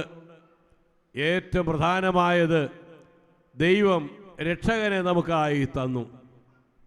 അവനെ മരണത്തിന് വേണ്ടി ഏൽപ്പിച്ചു, അവനെ ഉയർത്തെഴുന്നേൽപ്പിച്ചു. ആ യേശുവിൻ്റെ നാമത്തിൽ മാനസാന്തരവും പാപമോചനവും ഇവിടെ പ്രസംഗിച്ചു. നമ്മുടെ പാപങ്ങളുടെ പരിഹാരത്തിന് വേണ്ടി മരിച്ച ആ യേശുവിനെ ജീവിതത്തിലേക്ക് രക്ഷകനും കർത്താവുമായി സ്വീകരിപ്പാൻ ക്ഷണിക്കുവാൻ ഇതുവരെയും കഴിഞ്ഞിട്ടില്ല എങ്കിൽ നിങ്ങൾ അപകടത്തിലേക്കാണ് പോകുന്നത് എന്ന മുന്നറിയിപ്പ് ഞങ്ങൾ തന്നു കഴിഞ്ഞു. ഒരിക്കൽ മരിക്കും, പിന്നെ ന്യായവിധി, അതിഭയങ്കരമായ ന്യായവിധിയിലേക്ക് പാപികൾ രക്ഷിക്കപ്പെടാത്ത സകല ആളുകളും എത്തിയേ മതിയാകുകയുള്ളൂ. എന്നാൽ കൃപയുടെയും സ്നേഹത്തിൻ്റെയും സുവിശേഷത്തിൻ്റെയും സന്ദേശം, ആരും നരകത്തിൽ പോകരുത്, ആരും നശിച്ചു പോകാതെ എല്ലാവരും നിത്യജീവൻ പ്രാപിക്കണം. ഈ ആഗ്രഹത്തോടെ ഞങ്ങൾ ഈ സുവിശേഷം ഇവിടെ അറിയിച്ചു. ഈ കേട്ടതിനോട് പ്രതികരിക്കുവാൻ ദൈവം നിങ്ങളെ സഹായിക്കട്ടെ. ഇതുവരെയും യേശുവിന് വേണ്ടി ജീവിതം സമർപ്പിച്ച് ഏറ്റുപറഞ്ഞിട്ടില്ല എങ്കിൽ ഇന്ന് രാത്രി നിങ്ങൾ ആരായിരുന്നാലും, ഏത് മതത്തിലോ ഏത് സഭയിലോ പെട്ടവരുമായിക്കൊള്ളട്ടെ, നിങ്ങളുടെ ജീവിതത്തിലേക്ക് തിരിഞ്ഞു നോക്കി ഇതുവരെയുള്ള ജീവിതം ഒരു തെറ്റും ചെയ്യാത്തതാണെന്ന് പറയാൻ കഴിയുമോ? ഇല്ല. നീതിമാൻ ആരുമില്ല, ഒരുത്തൻ പോലുമില്ല. എല്ലാവരും പാപം ചെയ്തു എന്ന് ദൈവത്തിൻ്റെ വചനം പറയുന്നു. അങ്ങനെയെങ്കിൽ പാപത്തിൻ്റെ ശമ്പളം നരകമാണ്, നരകമാണ്. അത് രക്ഷപ്പെടാൻ യേശുവിന് വേണ്ടി ഒരു സമർപ്പണം നടത്തി ആ ക്രൂശിക്കപ്പെട്ട ക്രൂശിത രൂപത്തെങ്കിലേക്ക് വിശ്വാസത്താൽ നോക്കി ആ മരണം നിങ്ങളുടെ പാപത്തിന് വേണ്ടിയായിരുന്നുവെന്ന് ഹൃദയംഗമായി വിശ്വസിക്കുക. യേശു മരിച്ചത് അവന് വേണ്ടി ആയിരുന്നില്ല, അവൻ തെറ്റ് ചെയ്തിട്ടില്ലല്ലോ. യേശു മരിച്ചത് നിങ്ങൾക്ക് വേണ്ടിയാണ്. ആ വിശ്വാസത്തോടുകൂടെ യേശുവിനെ ഏറ്റുപറഞ്ഞ് സ്വീകരിക്കാനായിട്ട് വചനം പറഞ്ഞിരിക്കുന്നു. ലളിതമായൊരു പ്രാർത്ഥനയോടുകൂടെ യേശുവിനെ നിങ്ങൾക്ക് സ്വീകരിക്കാം. ഞാൻ ആ പ്രാർത്ഥനയുടെ വാക്കുകൾ പറഞ്ഞു തരട്ടെ. നിങ്ങളുടെ സ്വന്തം പ്രാർത്ഥനയായ പ്രാർത്ഥന കർത്താവിനോട് പറയുക. കർത്താവായ യേശുവേ, ഞാനൊരു പാപിയാണെന്ന് സമ്മതിക്കുന്നു.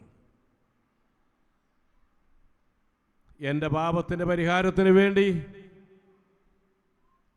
അവിടുന്ന് കുരിശിൽ മരിച്ചതും ഞാൻ വിശ്വസിക്കുന്നു. എൻ്റെ പാപങ്ങളെ ക്ഷമിക്കണമേ. ഞാൻ അങ്ങയെ എൻ്റെ രക്ഷകനും കർത്താവുമായി ഇപ്പോൾ സ്വീകരിച്ചിരിക്കുന്നു. വിശ്വാസത്തോടുകൂടി പ്രാർത്ഥന നിങ്ങൾക്ക് പ്രാർത്ഥിക്കുവാൻ കഴിഞ്ഞിട്ടുണ്ടെങ്കിൽ ദൈവത്തിൻ്റെ വചനപ്രകാരം നിങ്ങളുടെ സമർപ്പണം, നിങ്ങളുടെ വിശ്വാസം ദൈവം കണ്ടിരിക്കുന്നു.